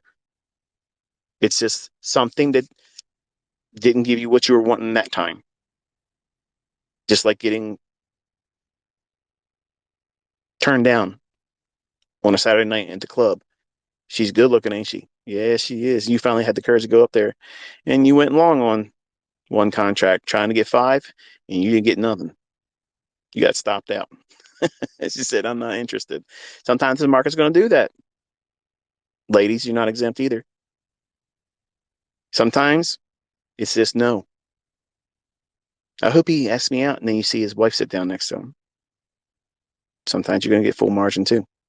So by conditioning yourself, looking for something that's realistic and practical, 5 handles as a beginning, I think is reasonable. It's easy, in my opinion, but it's also powerful because if you can develop the confidence to see this repeating, you're going to see a whole lot of fucking setups. A lot. And you're not going to be fearful of missing anything. Why? How can you get to the point of ICT never fearing missing a move? Because I see them fucking coming at all angles all the time. There's a lot of them. The point is you have to find the ones that you like. I literally walked through on Thursday with the GDP number with my son. I said, look, here's something can happen here. This is what's going to happen here.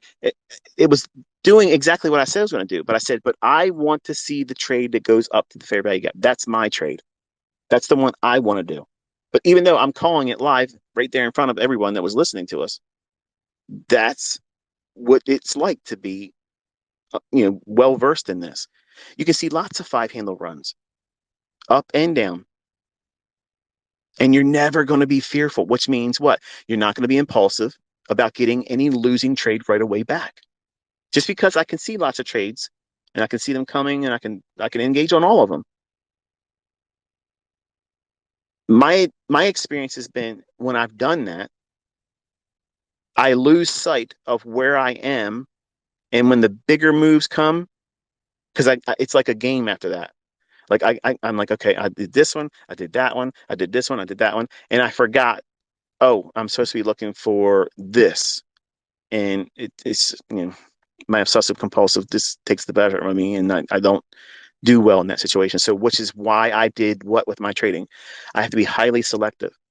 I want to be in the moves that have the best potential for the big runaway runs. I know how to find them, but if I either missed them because it happened before I got to the charts or it happened when I was sleeping, that's a move I can't participate in. And you can't either. I'm not getting up and saying, "Oh no, Bitcoin just moved 10,000 points over the last 6 weeks or whatever." I don't give a shit. That's not my market. I don't wake up and look at the S&P and say, "Oh shit, it moved 20 handles overnight. I wish I could." No, I can find 20 handles in a day doing 5-handle runs, up, down, up, down. Here's my 20 handles. I'm not worried about it. And you won't be worried about it, which is where you should be as a trader. You need to know what you're looking for, what you're going to accept as a trade that incurs risk and be comfortable with that. And if it fails, you're not going to lose your mind about it. You're not going to be in a hurry to try to find something that really isn't in the chart. What you're trying to do is impose your will. You're looking through that looking glass in a losing position. You're in drawdown. You're going to manifest your next setup, even when it's not there. Why? Because you don't have a clue what you're doing. You don't know your model, because if you knew your model, you would sit still until it formed. Maybe you watch live streamers. Some of them don't live stream anymore because they wreck themselves. The ones that do it, if they're impulsive, if they go in and try to overcome and do more than they're supposed to, study them. If you know somebody that's like that, tell me who they are in a tweet to me. That way I can watch them and see, I don't want to go there and troll, and I'm asking none of you to go there and troll. But if it's someone that you see that is impulsive, that's a wonderful social experiment to study and observe them, not to bring hate on them, not to make them feel bad. That's not what this is. But if they're willing to put themselves out there like a fish in an aquarium for everybody to look at, that's a perfect experiment for you to see what not to do and watch them feel the anguish and struggle trying to do something, expecting some specific outcome that's never going to come because they're just reacting to price versus predicting price. I saw a tweet by a guy. I'm not going to name him. We talked once, not directly, but through online posts and such. And he posted something to the effect that your job is not to predict the market, but to react to price. Okay. So that's some grade A bullshit right there. And that's the reason why your results look like the way they do. And sir, you know who I'm talking about. It's you. And I'm not going to try to say anything more than that. But you have to predict the price. You have to. That's what every winning trader is trying to do. So how the fuck can you say your job is not to predict price? That's exactly what the fuck we're doing. That's like telling the football teams, your job is not to go get touchdowns. What the fuck are we here for? I'm here to predict the future. We're here to predict the fucking future. You can't think about what the fuck you're doing. You're trading futures, for fuck's sake. It's in the name. That's what you're doing. That's what the fuck we're doing. We're predicting the future. And when I see these people say your job as a trader is not to predict the future price movements, it's to be ready to react to price. How the fuck is that sound logic? That doesn't make any bit of fucking sense. That makes no sense at all. What the fuck? That makes no sense. And that's not the only person that said it. It's regurgitated and it's posted all the time in shit from people that don't know what the fuck they're doing. How can you spend, seriously, folks, holy shit, how long did it take for you to see me calling these things before the fact to know that, you know what, this ain't random anymore?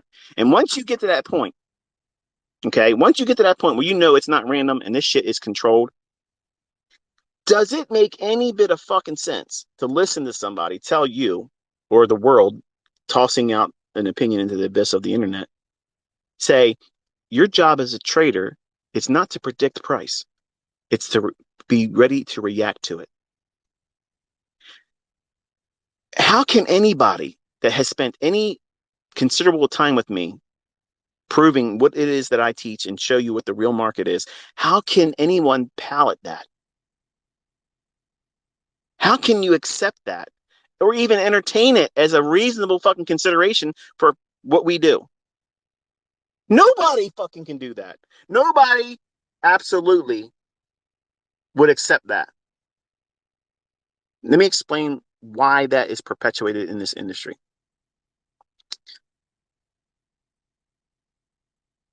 This thought process is a very soothing excuse for why they suck. And there's no nice way of saying it. It's for people that don't know how to predict price. And it's a wonderful excuse for them to be able to lean on, cozy up to, and say, well, it's impossible to do anyway. So therefore, I shouldn't feel bad about it. You bought the hook, line, and sinker that is in books. You can't predict price. No one can time the market. Well, I should change my motherfucking name to no one because I'm proving it every fucking day. And guess who else is doing it? My fucking students. You're seeing them taking trades that I didn't even talk about, but they're using the logic that I've taught. So guess what that means? All the other bullshit is horse shit. Grade A.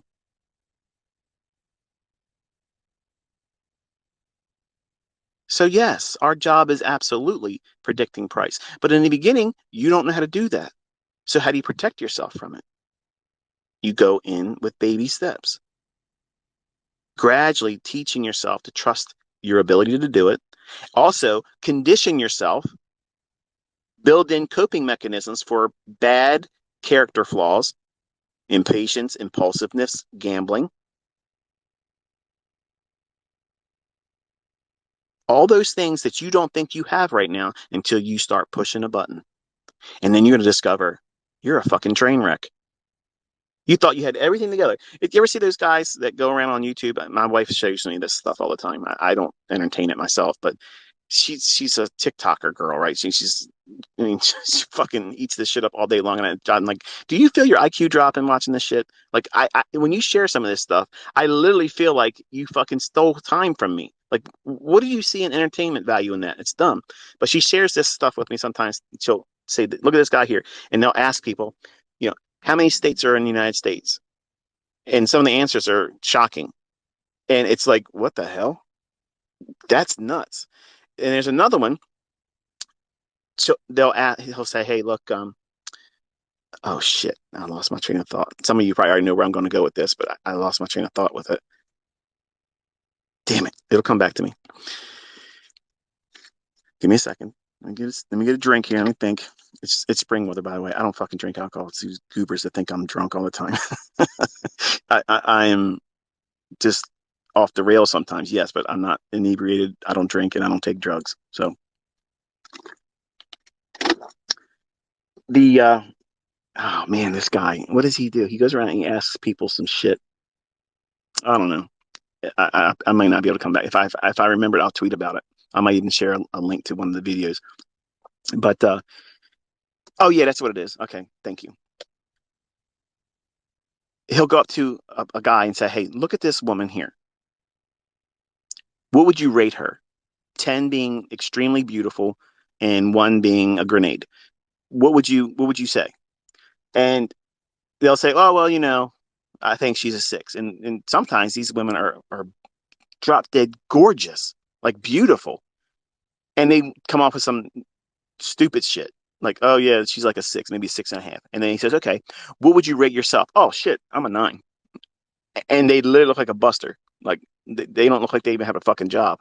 It's a mess. So they end up taking that guy's picture and sharing it to another person, saying, "What do you think about this person?" And they're like, "This guy's a bum. Basically, he shouldn't be asking anybody out, right?"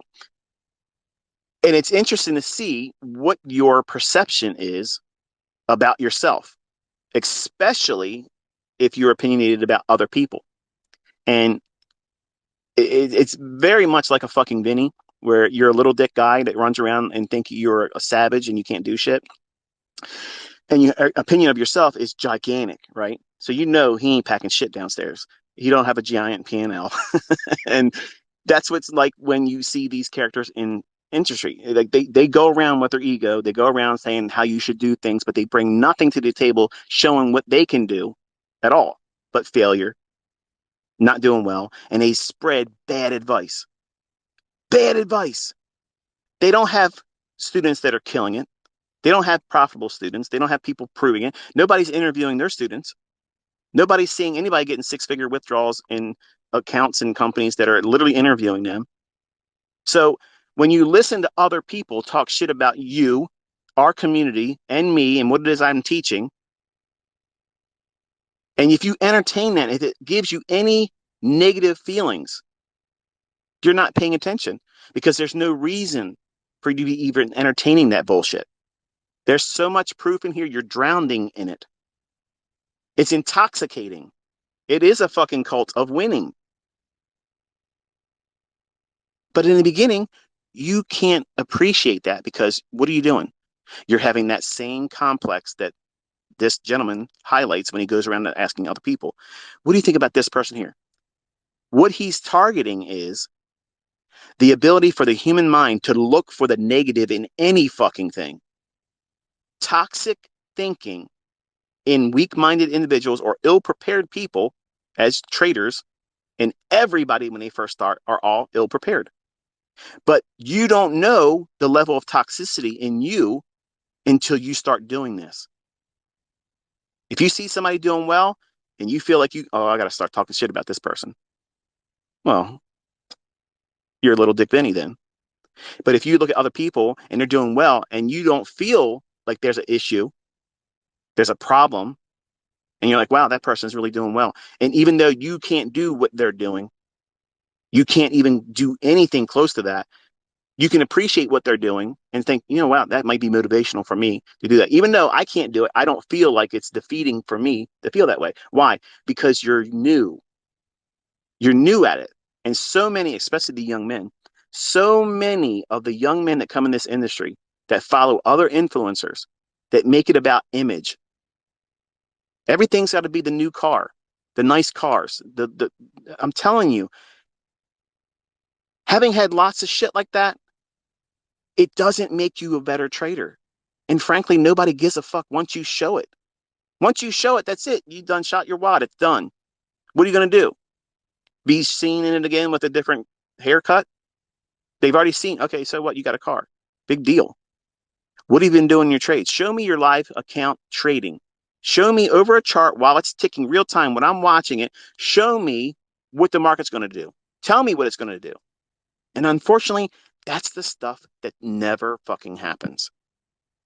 And that's where I live. That's my fast lane. I'm taking you in there doing that. But I also know as your mentor that you're going to have problems in the beginning. You're going to discover things about yourself that you are not going to like.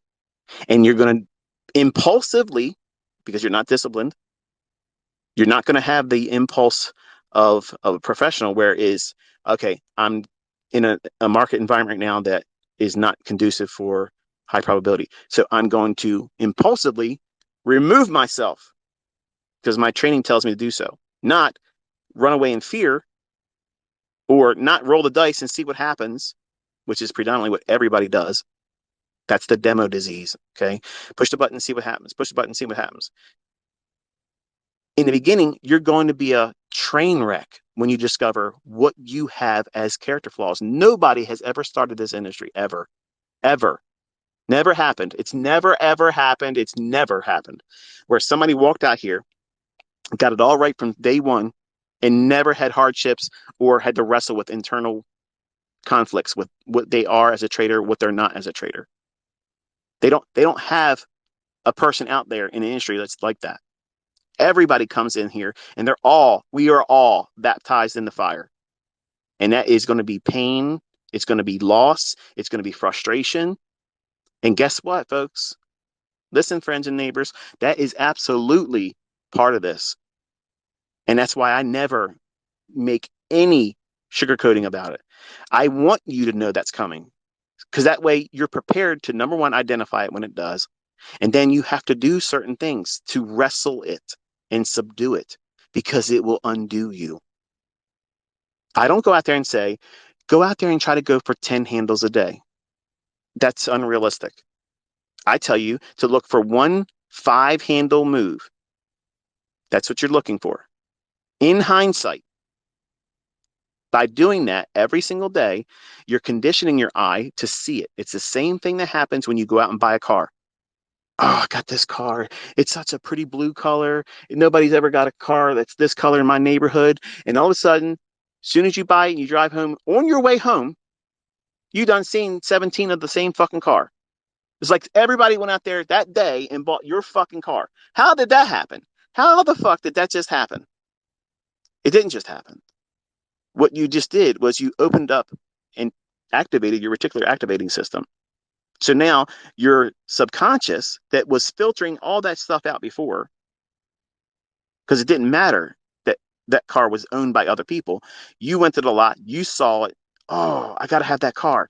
It means something to you now. It resonates with you. It's something that is part of you. So it should come to no surprise when every time you walk around, you see your car because it means something. You have adopted that as something meaningful to you. Well, when I tell you to look at hindsight and back test and study old data looking for shit, and I tell you to pause the video, look through price and tell me what you see. Well, not that I tell you to tell me what you see, but annotate what you see in your log, in your journal. When you do that, what you're doing is you're activating your reticular activating system. And when you do that, what you're doing is you're inviting your subconscious to draw on to something that is meaningful to you. What is that? I'm teaching you fair value gaps because it's the most visually identifiable thing in price action, apart from relative equal highs and relative equal lows. So in short, really, you could just trade with just that. They're the two most important, visually pleasing, easy to find. Jump on a chart real quick, any time frame, your eye will go right to the relative equal highs, relative equal lows. And if there's a fair value gap in the middle of it, and you know there's likely to go up there, well, you can buy the fair value gap and ride it up to the relative equal highs. There's your model right there. It's done. I just gave it to you and it cost you nothing. Probably some of you never even thought about it. You're like, now, oh man, I never thought about it like that. Yes, it's just like that.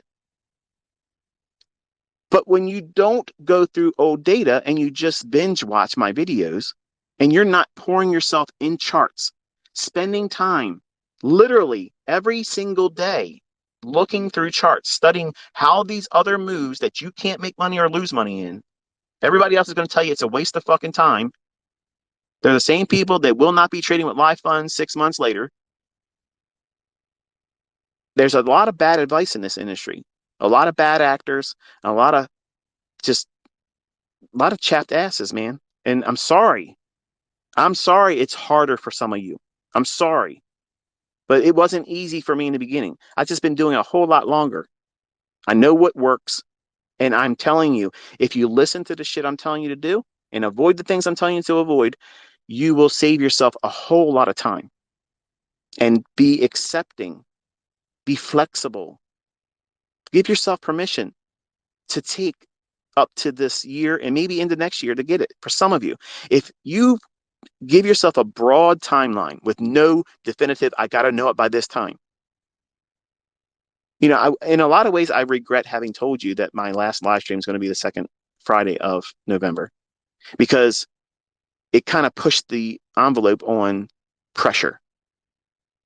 Like now you have to, by this date, I gave you a deadline.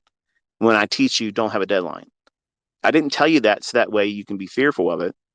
I've told you that so that way when I get to that point and I say I'm stopping, I can say, remember I told you, because that's just the way it is.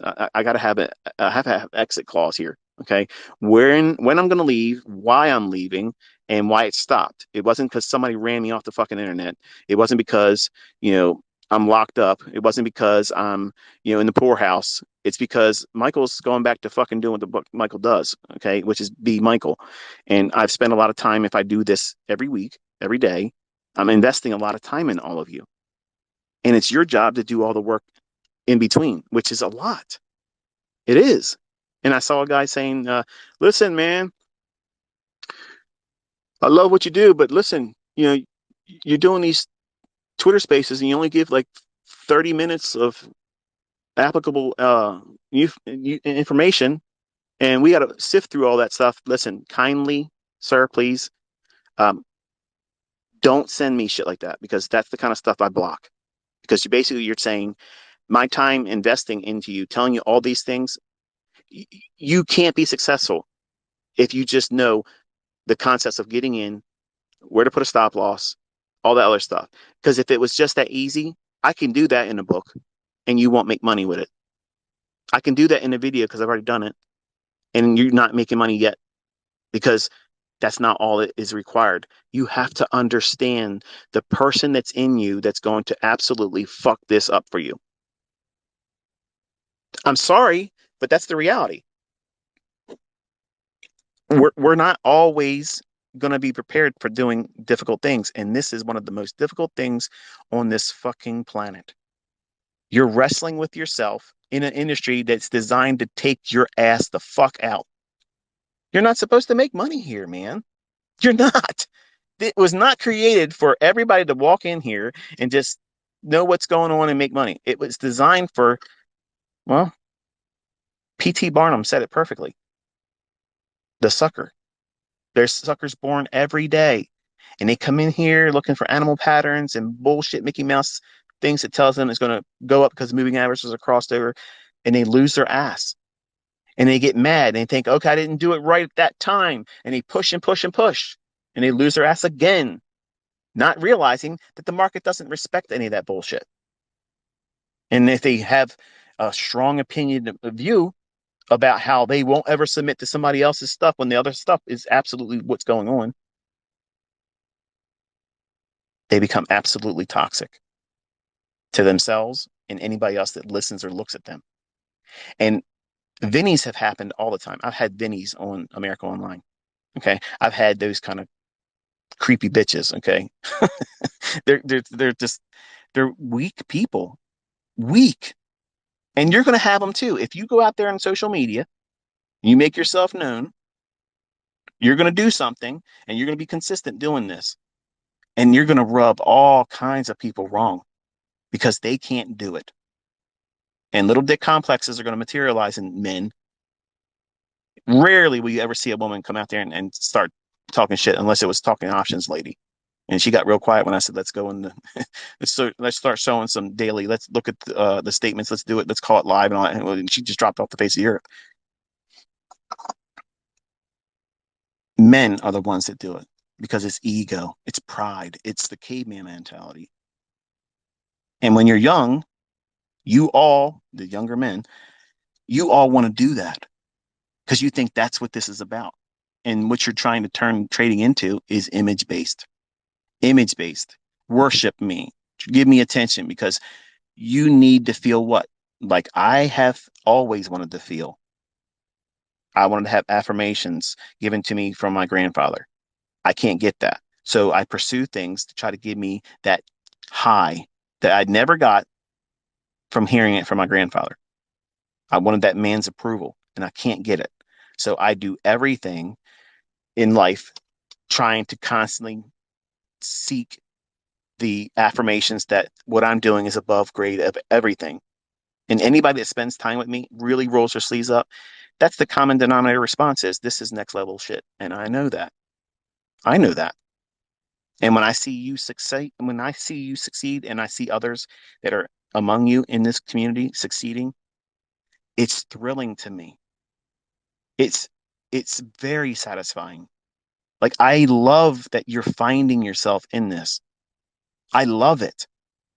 And while you're doing it and you second guess yourself, it's like watching my children learn how to walk. And some of you are older than me, but it has that same effect. Like I am emotionally committed to you. I am 100% committed to you. I've given you my entire year. Every single day, I'm giving you myself.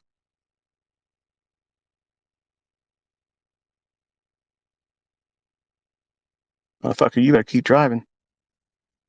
Fucking guy rolled up next to me. You better get your ass beat, motherfucker. So I'm pouring myself into, and see how it ruined that moment. We had a really nice moment there. That's where I would have been editing it out. I wouldn't be recording videos, obviously, in my vehicle, but I'm giving you something that no other mentor would. Number one, I'm doing it for free. And I love the fact that it's for free because nobody's going to be able to talk shit about it. Two, I already know I'm going to make monsters this year. Like I'm going to make ridiculous money making motherfuckers. And I can't wait. I can't wait. But I don't want you to fuck it up. I don't want you, the person that doesn't know quite well how well you can fuck it up for yourself. So you have to listen to these conversations. It's meant for you to avoid the things that I and other people fucked up doing. You're going to fail doing things that you don't see coming. It's going to come out of left field. Oh man, I didn't realize I was going to do that. I was so dumb. Right, right. And I'm telling you, all those pitfalls, those snares that's going to snap over, and take you by surprise. You're not going to realize it until it's too late. Without knowing beforehand, which is why I'm talking to you in these lectures like this. When I give you the things to think about, going into it, be aware that this is what typically will happen. Some people feel these things, these flaws will manifest themselves. In men, it's usually all image based, Olympic size feats. Big money only is the thing that works best. Big P&L. No, steady P&L, not wicked drawdown in max loss days. That's what you want to avoid that. But you get that if you're trying to always swing for grand slam home runs. And if you don't know how to fucking trade well and you don't know sniper precision, you can't reasonably expect to do grand slam home runs day in and day out and let the market just hand you windfall victories like that. It doesn't make sense. And to hear people teach that's a practical, or try to showcase that as this is why you should be mentored by me, that's stupidity. That's ass backwards. You need to go in respecting risk, identifying risk, not just mentioning it in passing, but let me demonstrate what you should be doing and then failing in doing it, or never showing it at all. Like what the majority of these people out there try to promote the idea that they're consistently profitable, they're precision oriented, but they won't show you they know how to do that, which for me is very frustrating because it sounds like there's a whole lot of me out there, but I can't see it. And I love it. I don't care who you are. If you can do it well, I'd love to watch it. And I don't go on these other streamers and talk shit to them. I'm very supportive. And if you start live streaming, I can't wait. I would love to be in your audience too. I'm cheerleading you on too. I love this industry. I love when people have the courage to go out there and do it in front of other people. And if they can do it well, wow. I'm not a sports fan, you know what I mean? Like I watched the Super Bowl, just the last one here. And I'm not sure if it's like that all the time, but the last Super Bowl, I heard there was like a whole lot of shit that people didn't like. And I felt it was kind of like, well, what I expected, boring and wasn't all that. But it was a good game between them. But I'm not a sports fan. But with trading, like I'd watch anybody trade. To me, it's fascinating. It's well, like it's not to me. It's not like golf. Golf makes no fucking sense. Why anybody would play that is beyond me. But people watch that shit and they stand around and follow this guy walking around hitting this ball in this fucking hole. Which to me, I'm sure it takes a great deal of skill, but I got better shit to do. I ain't gonna be doing that. I can see how people can appreciate watching football, having watched a full game for the first time in my life. In the past Super Bowl just happened. It was entertaining, going back and forth. I was like, wow, it's kind of like watching a chess game between really good players. Well, you just did this, well, I'll do that. You did that, well, I'll do this. It was good.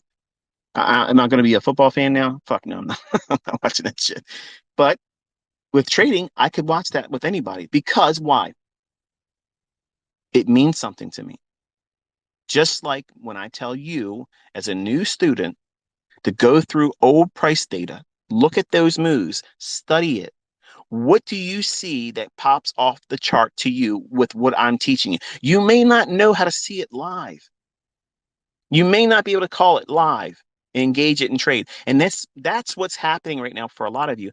You're watching me teach on something. We've been going for a couple weeks, maybe a month or so if you consider the beginning of the year in January. And you're complaining in your tweets that, oh, I missed this setup. I was going to push the button and trade. First of all, you're wrecking yourself right there because you were told not to trade. You can't learn this trading. You have to learn this when there's no money, not even a demo. You're reading price. You're getting to the point where you're having that same experience where anytime you look at the chart, it's like seeing that car you just bought. Your eye goes right to it. You can't, it's not like you're looking around for your car that you just bought. Your eye just jumps to it. Why? Because you've conditioned yourself to look for it. You have identified that as a pattern. It's a point of interest that is meaningful to you because you keep looking at old moves. And because you've done that, you've conditioned yourself like a weight trainer. You keep working your arms with heavy weights and you're eating well, it's going to grow a larger muscle. Well, your attention to detail, and the details are what I'm teaching you. These elements, these PD arrays. It doesn't matter which one I love. It doesn't matter which one I'm using today, next week, going forward for the rest of the year. It only matters which one that you like. Which one makes the most sense to you? The first one that you can see easily in the chart, and it might not be the fair value gap. To me, it's the easiest one to see and spot, but it might not be for you. You might see a breaker. It just makes perfect sense to you. And guess what that means? You're going to trade breakers. It doesn't mean it's inferior or superior to any other one. There's so many times traders will ask me, what's your favorite setup? The one I'm getting in. I have lots of them. The one I know I'm going to fucking get the outcome I'm looking for right now. That's the one I like the most. The next trade I'm in. That's the one I love the most. I have lots of them. And I try not to build the case for this is my favorite setups, because as soon as I say that, the celebrity complex that comes over people when I'm just an average guy, dude.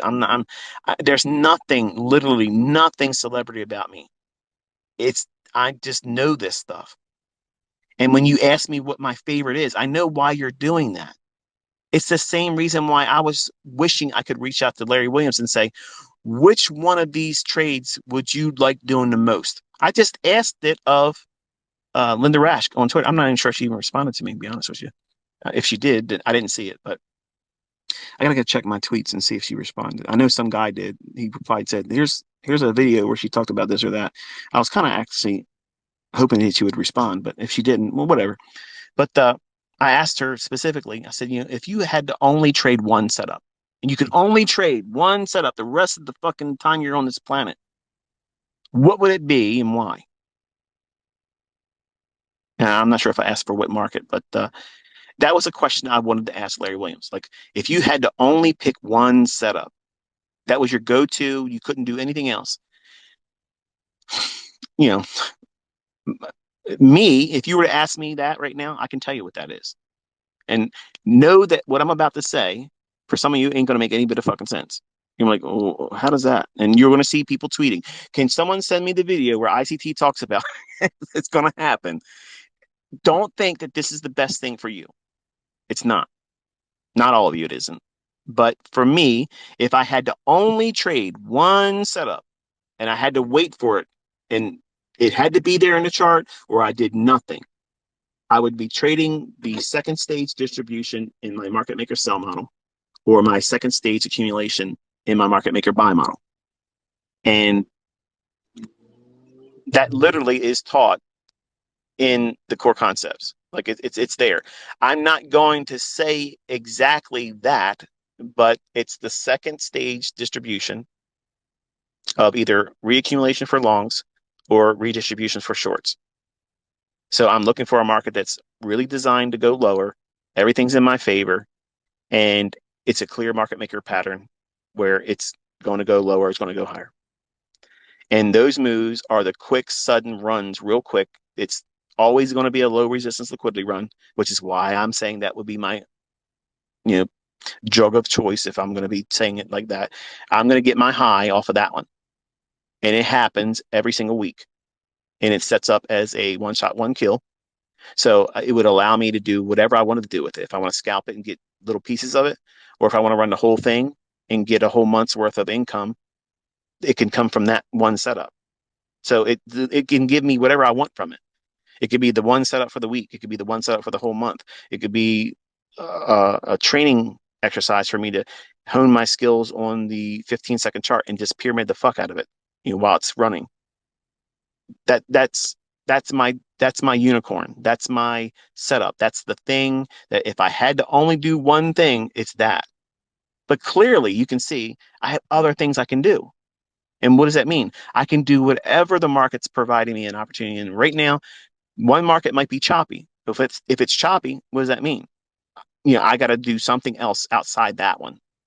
Now, can I trade five handles in a choppy S&P market? Yes. But what happens if that choppiness is in dollar and you're a Forex trader? Your mind should jump right to the crosses that are non-dollar because they're going to go crazy. Whenever the dollar's consolidating, look at Tuesday. And Tuesday, we had what? Really big runs with weak currencies against the strong currencies that were not having the dollar in the pair name. And they had really wide runs and several handles, or I'm sorry, several hundred pips. And some of them moving a lot this week based on that consolidation in dollar. So that's the reason why it's important for you to understand that there are many ways to take setups out of the marketplace, but you also have to have a macro understanding of what causes these markets to have the disparity between them. Because you need to have the disparity to have what? Movement. And without movement, we can't profit unless you're writing options. And we're not doing that here. So we need movement. As a intraday speculator, as a short-term trader, we have to have movement. So I'm teaching you to, number one, identify where that movement is going to be in the greatest probability. Is it going up or down? And then waiting time of day. What time of day should it do that? Well, that's the times I tell you to follow the marketplace. What happens on the day of the week that it's most likely to provide that? You're looking for higher medium impact news events because that's where it's going to be highly manipulated. We're waiting for those opportunities where the market just wonderfully invites the retail trader to step into a snare. That's why we're waiting for those high impact or medium impact news driver days. Not FOMC, not CPI, but anything else there. Not non-farm payroll either, but any other event, medium or high impact. We love those days. We love those days because we know the retail trader is about to get sacrificed on the altar of trading. And you can have a moral dilemma with that if you want. I don't have a moral dilemma because I paid my dues. Everybody is a card carrying loser when they come in this industry. That's just the way it is. And the smart ones learn how to lose professionally the rest of their life. They manage losing. That's what consistently profitable trading is. Every profitable student, every profitable trader, every profitable speculator is a professional loser. They know when to take their losses because their winners are going to run. They're going to let them do that. The people that don't survive in this industry are the ones that are trying to be professional winners, and it's the only thing they expect. And by default, they lose and they end it for themselves. They really lose. They lose their account. They lose the ability to trade and speculate because they lose their mind. At some point, you might have a lot of money. You might have a lot of money. Say, you know what? If I blow a couple of accounts, it's okay. If I blow these funded accounts, all I got to do is reset. Okay. For some of you, there's going to be a time where you've done it too many times now and you know it's a waste. You want it so bad, but you can't do it. And you won't spend any more money on it. You just won't. And they sometimes are the people that are begging people, buy me a funded account. I know there's people out there that can't afford it, but there are some that just can't bring it to themselves to pay for one more because they know what they're going to do with it. And they're going like a drug addict. Come on, man, give me another bump. Come on, man, give me some spare change. I need to get on the bus. What you're doing is you're trying to get some scratch so you can get another dose of heroin. You're an addict, the wrong kind of addict. Around here, look at that fox. Wow. That's not a woman I'm talking about either. I'm talking about a four-legged animal. Wow. That's pretty.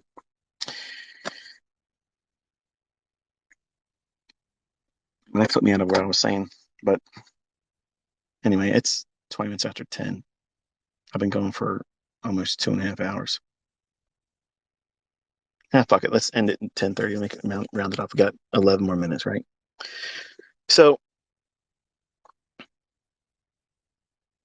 I'm hoping that in all this rambling tonight, I'm reaching some of you because the things I put you through in studying and observing things, I know what you want. You want me to tell you the trades that are moving and get you into it so you can make money because you think that's what you need. And I want you to be able to do this when I'm not here. And the only way that's going to happen is to teach you the proper way of doing it and also put you in the charts for homework. Your homework is every day back testing and looking. Back testing isn't necessarily, my version of back testing is not equivalent to what everybody else talks about. Back testing is a casual view of previously traded price data that you can't participate in. Okay. Your mock trading is going back to those moves and market replay, maybe a simulator, something like that. That's mock trading. There's a place for that. But my point of back testing is there validity behind the setups I'm telling you to look for? And where does your eye gravitate to? So you're back testing the repeating phenomenon of a individual PD array. So you go through the process of going through old data and say, okay, I'm going to look for breakers. How many times does a breaker form? On what time frame over the course of the last 16 weeks, last 12 weeks, okay?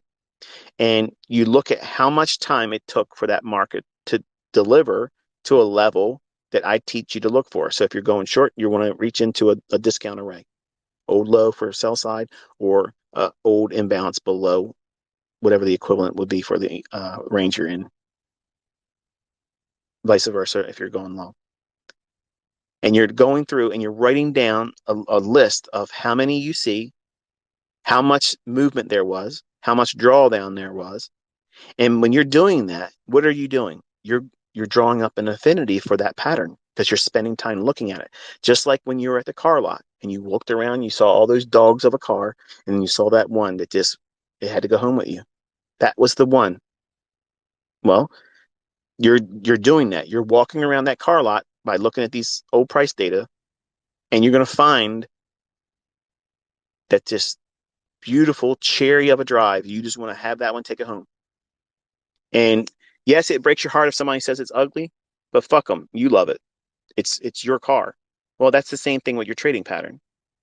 Everybody's going to have an opinion about it. Oh, it's stupid. This is so much better. I make more money than this, but they ain't ever going to show you that.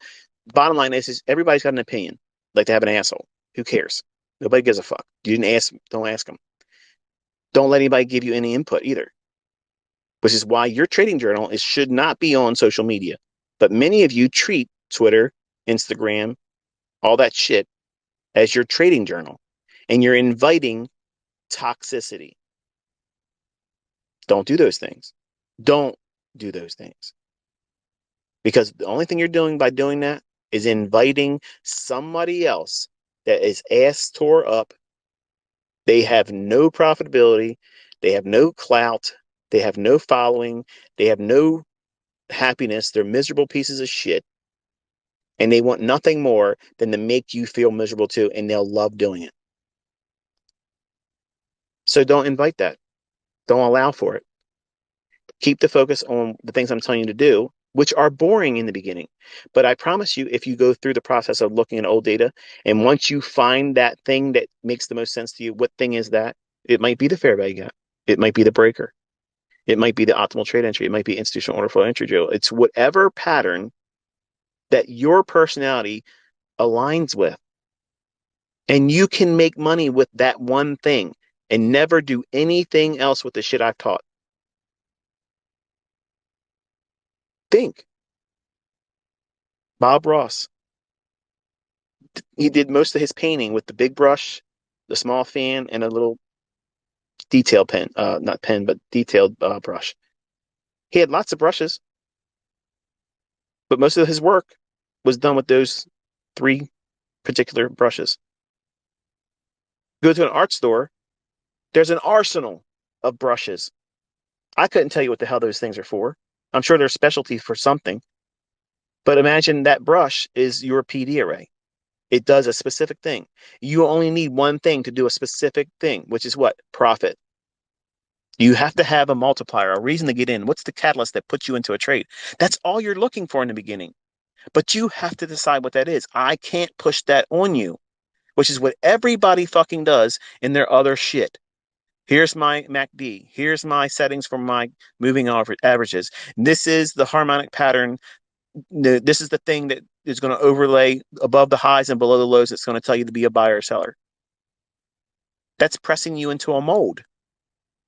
You don't know the logic behind some of that shit that's being utilized. You don't know what's making it do it. So how can you trust it? You can't build an affinity like you when you go to that car lot and you buy a car and you drive off. You have an affinity for that car. You're driving it. It means something to you. You can see it everywhere now. You think everybody's driving your car. You come out of the grocery store and you think that someone moved your fucking car. It's just somebody else bought that same car. Your your attention span is dialed on that one thing. It means something to you. You need to make this be meaningful to you. I can't do that by talking to you in a video. I can't do that by me trading the setups. It might be entertaining. I might have a good choice of music when I'm sharing it. That's fine. I might not. The music's for me, it's not for you. But that execution is not to inspire you on that one setup. It's to broaden your understanding that we're not limited to one setup. And there's setups a lot. And I can engage them and you will be able to do it too. But in the beginning, you need to give yourself the opportunity to find what it is that your personality is best equipped for.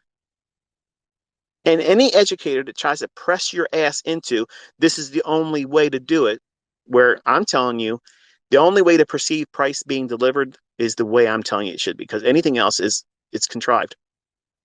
It's all bullshit. It's conjecture that doesn't have any rooted truth behind it. I'm explaining to you before the market does what it's doing. So that's how you know you can trust me. Whether you believe there's an algorithm or not, I'll leave it to you to wrestle with how is it I'm doing it.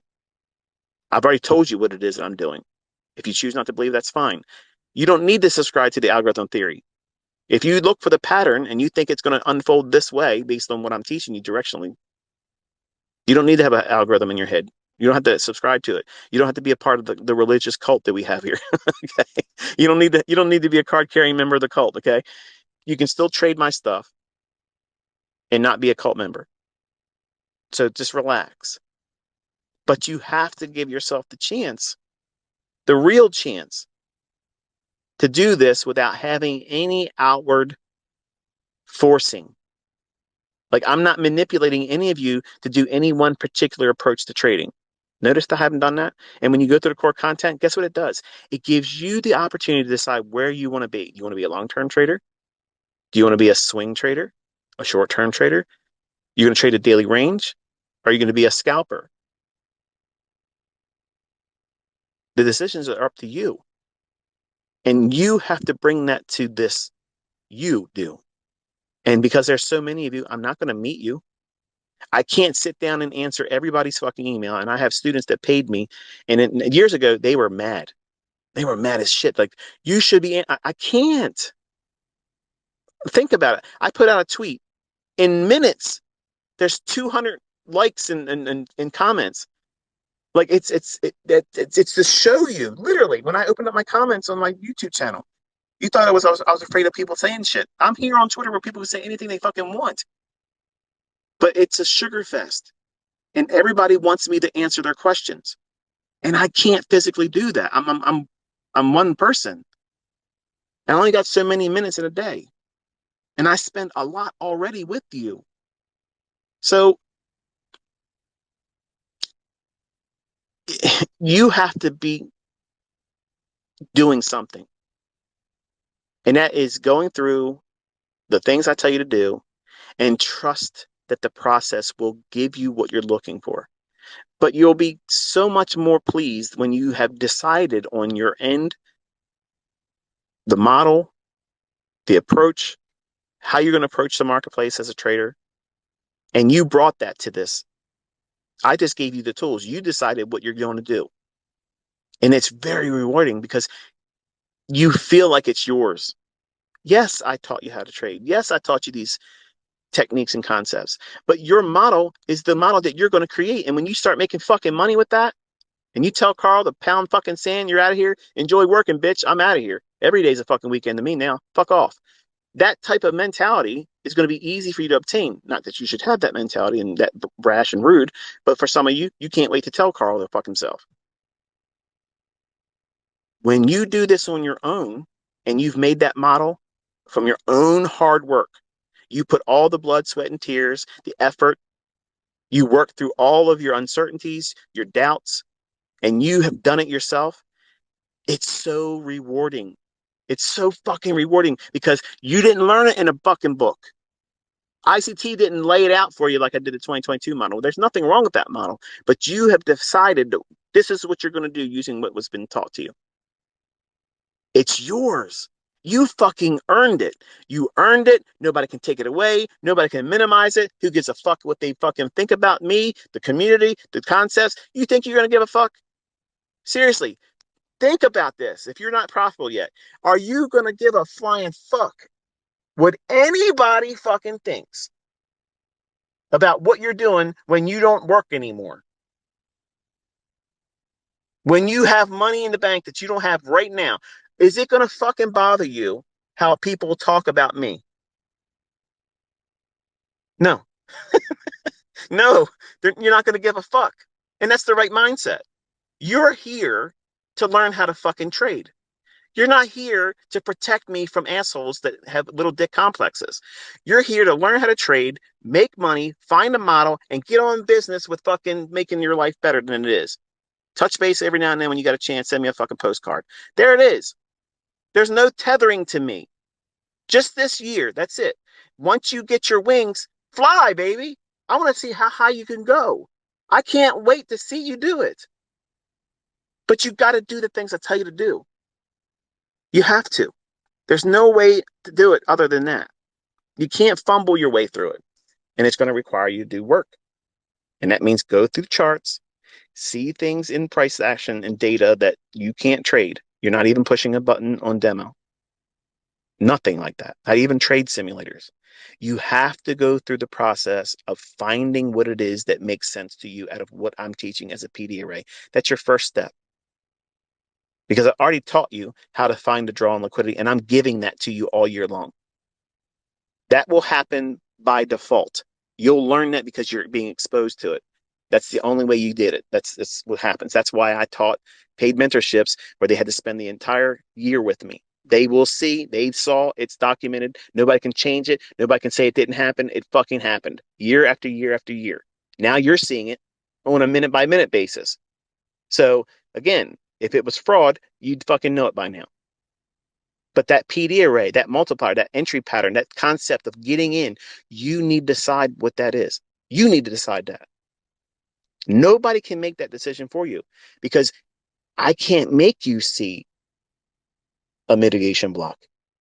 I can't see how I could go into the charts and make you see a breaker if you just can't understand a run on liquidity and a shift in market structure.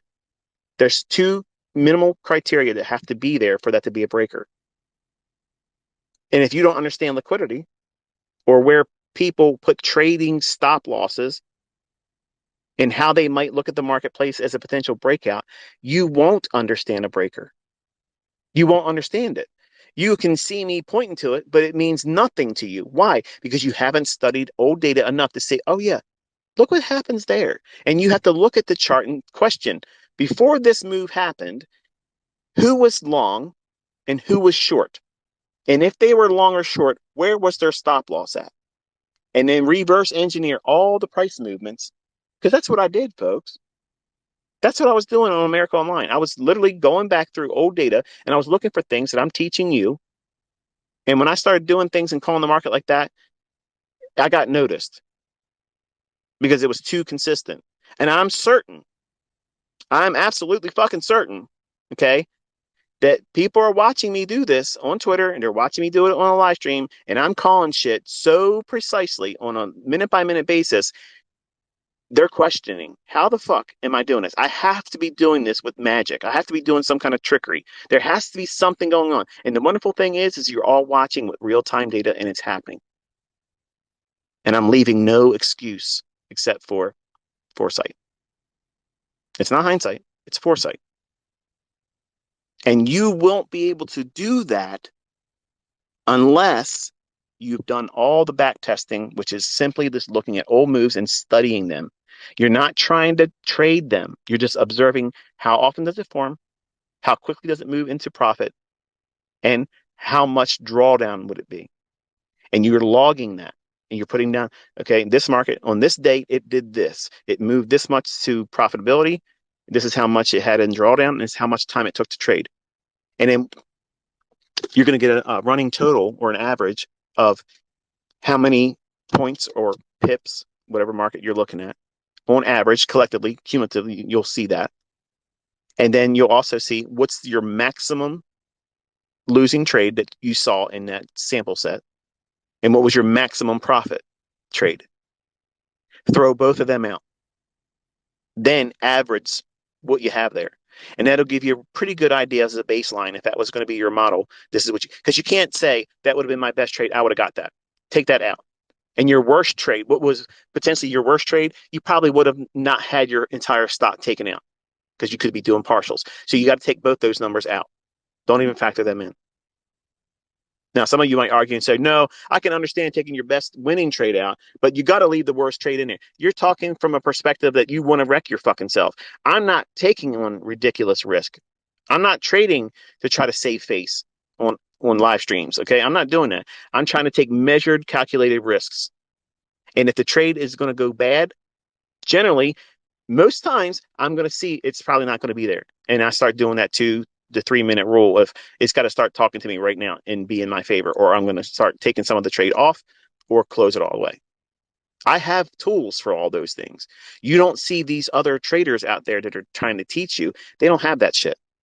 They're just reacting because they believe they have to react to their bullshit that pops up on their chart. They got to react to the indicator.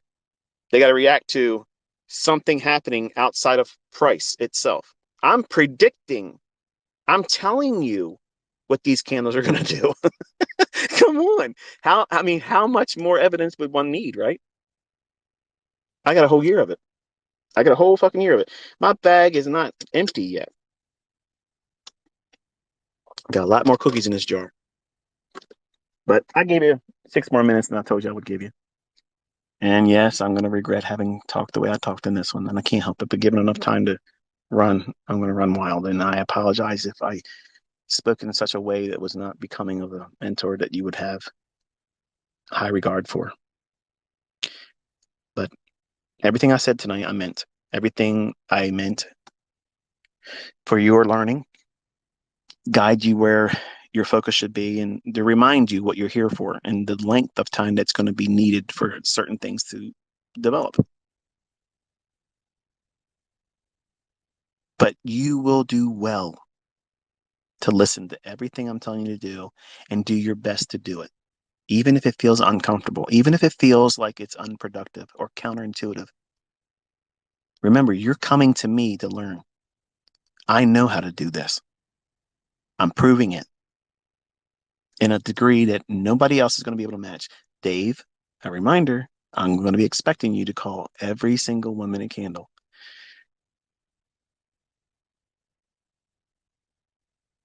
Five handles as a starting point, I think, is realistic. Let me know in your opinion. I mean, even if you don't think it is, if anybody says they don't think that 5 handles is a good starting point, like a training wheel operation for a target for a new student, if you don't think that's a good thing, say so. But folks in the community, don't blast them. Be respectful, and ask them why if they want to divulge that in their response. Preferably, they should. They should say, I don't think it's a good idea to look for 5 handles initially as a first target as a developing student, and here's why I believe that. But if you believe that 5 handles is practical, something that is reasonable, that's not too high and lofty, and it makes sense to have something like that to be a first rung of the ladder in terms of experience to strive for, let me know that also as a reply to me posting this Twitter space on my feed. This reply to that post, and let me know if you think 5 handles is practical. And it makes sense for you to see that as a first rung objective, because I think it's practical. I think it's something that you'll see form pretty easy and frequently over the course of a week. I mean, you have lots of opportunities to see that form. And if you're trading with 1 mini, that's $250. And a lot of you young guys and gals And maybe the older folks that are, on Social Security, you don't work anymore. And if you just got one trade with one mini, that's 5 handles. That's $250. I'm certain that $1,000 extra a month would do a whole lot. Maybe you're on medications and prescription medicines, and maybe your insurance doesn't cover everything. There's a lot of things that could be out there that would cost you a lot of money right now.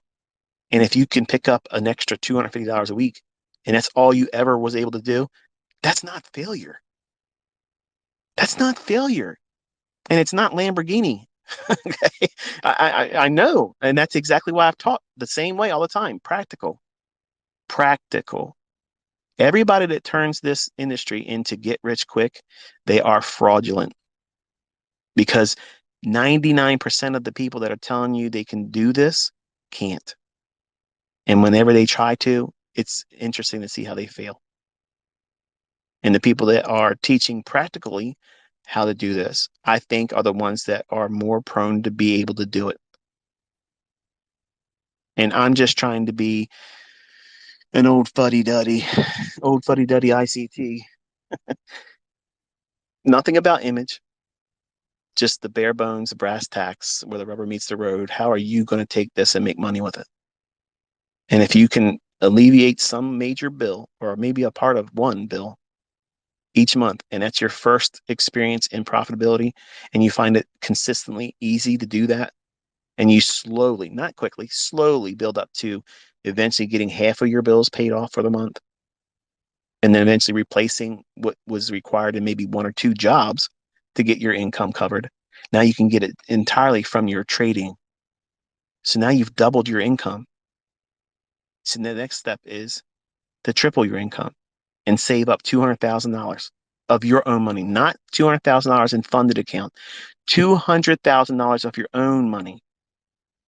And then have a respectable amount of money for trading in yourself, your own money. And you can hold on to these funded accounts if they're still allowing that to be a thing. But you have to have money in the bank before you consider leaving your job. Just because you made a lot of money in your funded account and you had a 6-figure withdrawal, that's not an invitation to quit, because $100,000 is nothing. Like, that's nothing money. For some of you that find it as a first big windfall victory, it's life-changing for you. But it's not going to last forever. I mean, shit, you can buy what, one car now? I mean, most cars are so over, well, we have the cars I like, but the point is, it's a lot of money to some of you, but it won't last you a long time. And you don't want to quit your job and lose one stream of income and put pressure on you because you have not fully adopted the mindset of, I have enough money, I don't have to take a trade right now, which is what would happen if you are undercapitalized, ill-equipped, and don't have the experience. You've been doing it for too little time. If you stop working and you now place all the emphasis on doing what? Taking a trade. Whereas if you're working your job, you can afford to take a loss. Your mental capital is a little bit higher in equity than that of if you quit your job, you don't have money in the bank. Why do you need $200,000? Well, chances are most of you don't have a $200,000 a year salary. Most of you probably don't have a $100,000 a year salary. So it's given, in my mind, at least like a 2-year padding of not needing to have the bill money made right now. And it gives you time. It gives you a cushion. And then you have a respectable amount of money to trade with. What is that? My opinion, 100 grand. And now you're thinking, well, this puts me right at the whole ballpark. No, it doesn't. You're trying to quit your job too quickly. You're going to have to fucking work with Carl for a little while. That's the way it is, man. Okay. But there's coming a day, if you do everything I'm telling you to do, you have the advantages of getting there. You're not being promised that. But if you do all the things right, you're going in the right direction. If it takes you 3 years, what's the alternative? You're fucking working with Carl. You're going to work with fucking Carl. So just put your nose in the books. Okay. ICT book right here. Every day we're writing a new chapter. Every week it's a new volume. All you have to do is keep showing up. You will get fresh bread. and you'll grow stronger over time. You'll get more experience. And when this happens and you finally find yourself, think about it. You think these people I'm going to interview, they're making big money. They're getting six figures. I guarantee you, when they first started trading, that was only a dream. They couldn't see it happening. Now that they've done it, they know it's possible. They don't have that fear of, I wonder if it could. It is fucking happened for them. They've done it. Some of them done it more than once. So now they what? They're desensitized to it. They don't see it as an impossible thing. Whereas right now, you think it's impossible. Everything's impossible until you do it. Everything. Everything. Everybody told me I would never figure this shit out. And I probably figured out some stuff. And you'll figure your own shit out too. But quitting your job too quickly is one of the worst mistakes you're going to make because you're going to place so much pressure. More than if you were trying to live stream trading. Because you can get up there and say, no, I'm not going to take any trades because you can get stage fright. And just don't take any trades. But you can't not take trades when you don't have a job. And the only means of income is you making winning trades. If you don't have the experience of knowing what you're looking for, knowing it like the back of your hand, and you know that you're going to find a setup, I know I'm finding winning setups next week. I know. Do you know that about what you're doing? If you're honest, do you really know that? If you're honest and you say no, that's not weakness. You know what that is? You're being practical about yourself. You're being practical and realistic with your present aptitude and skill set and the lack thereof. You're not already trying to do something or thinking highly of yourself without having the ability to do those things. You're literally on the right track if that's how you think. Because you're being realistic, you don't think that you're going to be able to do that because it's not practical for you right now. It's too early in the game. It does not mean that that's how it's going to be. You're never going to get it. It just means right now you're still in development. You're under construction. And I am turning you into a savage. You're going to be a bad motherfucker come November. And maybe you don't talk like that, but you're going to be a bad motherfucker. Let's just be honest. You're going to be a motherfucking savage. You're going to be able to look at these charts in short order, very short order in time. You'll know exactly where it's going to go. Yes, I fucking said that. You're going to know exactly where it's going to go. And you're going to have multiple ways to approach getting in it. That's empowerment. That's what the outcome of this year is going to be. And you're seeing proof of it every single day that we get together. These things repeat. I'm calling shots. I'm calling where the market's going to go. All you have to do is study it and then let the process of being there, observing it, even if it's in hindsight, if you can't be there when I'm doing it live, watch the recordings or add the tweets to your chart afterwards and see it. Your eye will be trained in observing it. And because you're doing it, these motherfuckers are going the wrong direction. Stupid people driving around here. Bel Air, Maryland. I don't know where you guys are at listening, but the driving up here is mental. Like they literally tailgate like crazy, like they're gonna push you. And I felt like I had to tell you that. I'm sorry. I had to confess. It's one of my pet peeves around here. And it's mainly the ladies. Like they got somewhere to be all the time. And don't be mad at me, women. Okay. It's just I'm just telling you my observation. My wife even commits behind me with that idea and says, you know what, hey, it is the women up here that tailgate too much. But see what I mean? See how easy it is for me to be distracted? And you want me to be on a live stream with chat people talking to me? No, I won't be able to see candlesticks doing anything. So my reticular activating system is keyed up on everything. Short attention span. I'm on everything. But anyway, backtest, study, look for the things I'm telling you to look for in lectures, and do that while we're doing this tape reading. That's how we're spending the first 2 months. We already got through pretty much this month so far. Just a little bit more time, and then we'll be into what would be considered month 2. In month 3, you're pushing buttons. Okay, I'm going to put you in the markets. I'm going to tell you, do this right now and start tracking how much time. And you're all going to have different fills.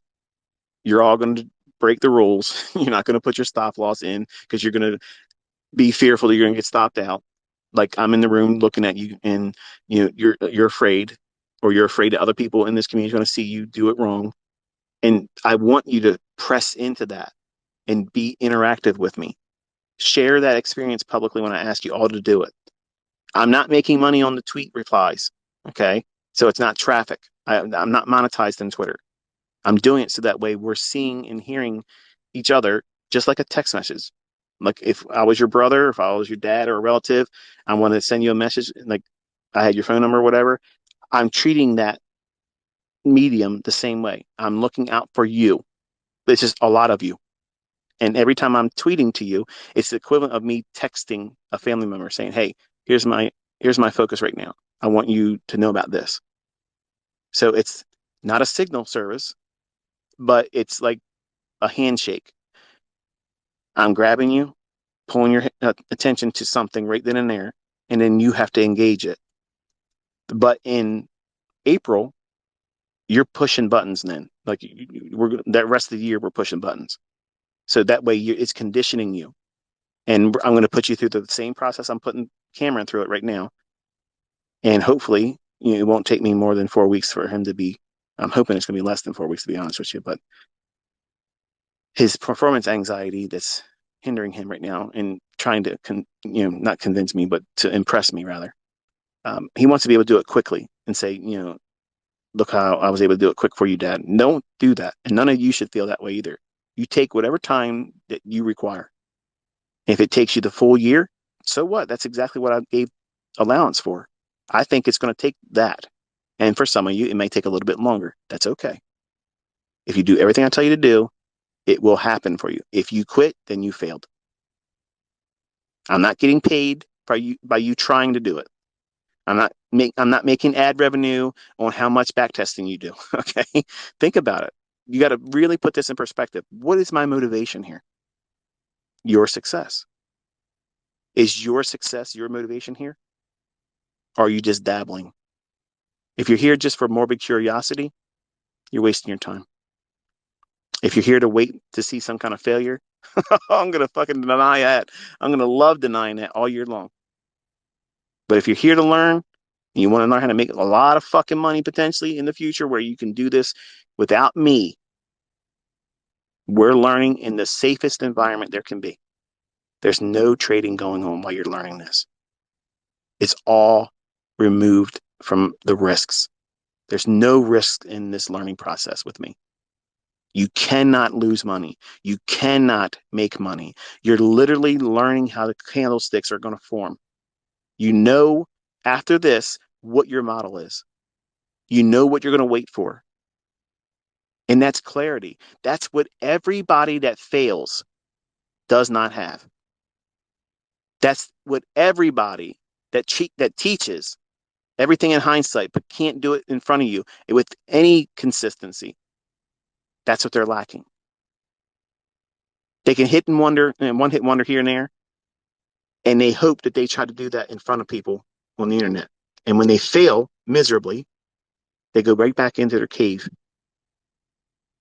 And if they just listen to me and put down their bullshit, literally, this could transform everything they're doing.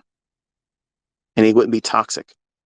They wouldn't run around trying to tell everybody they're low IQ assholes and shit. Okay, they could finally be profitable and consistent and not be so toxic.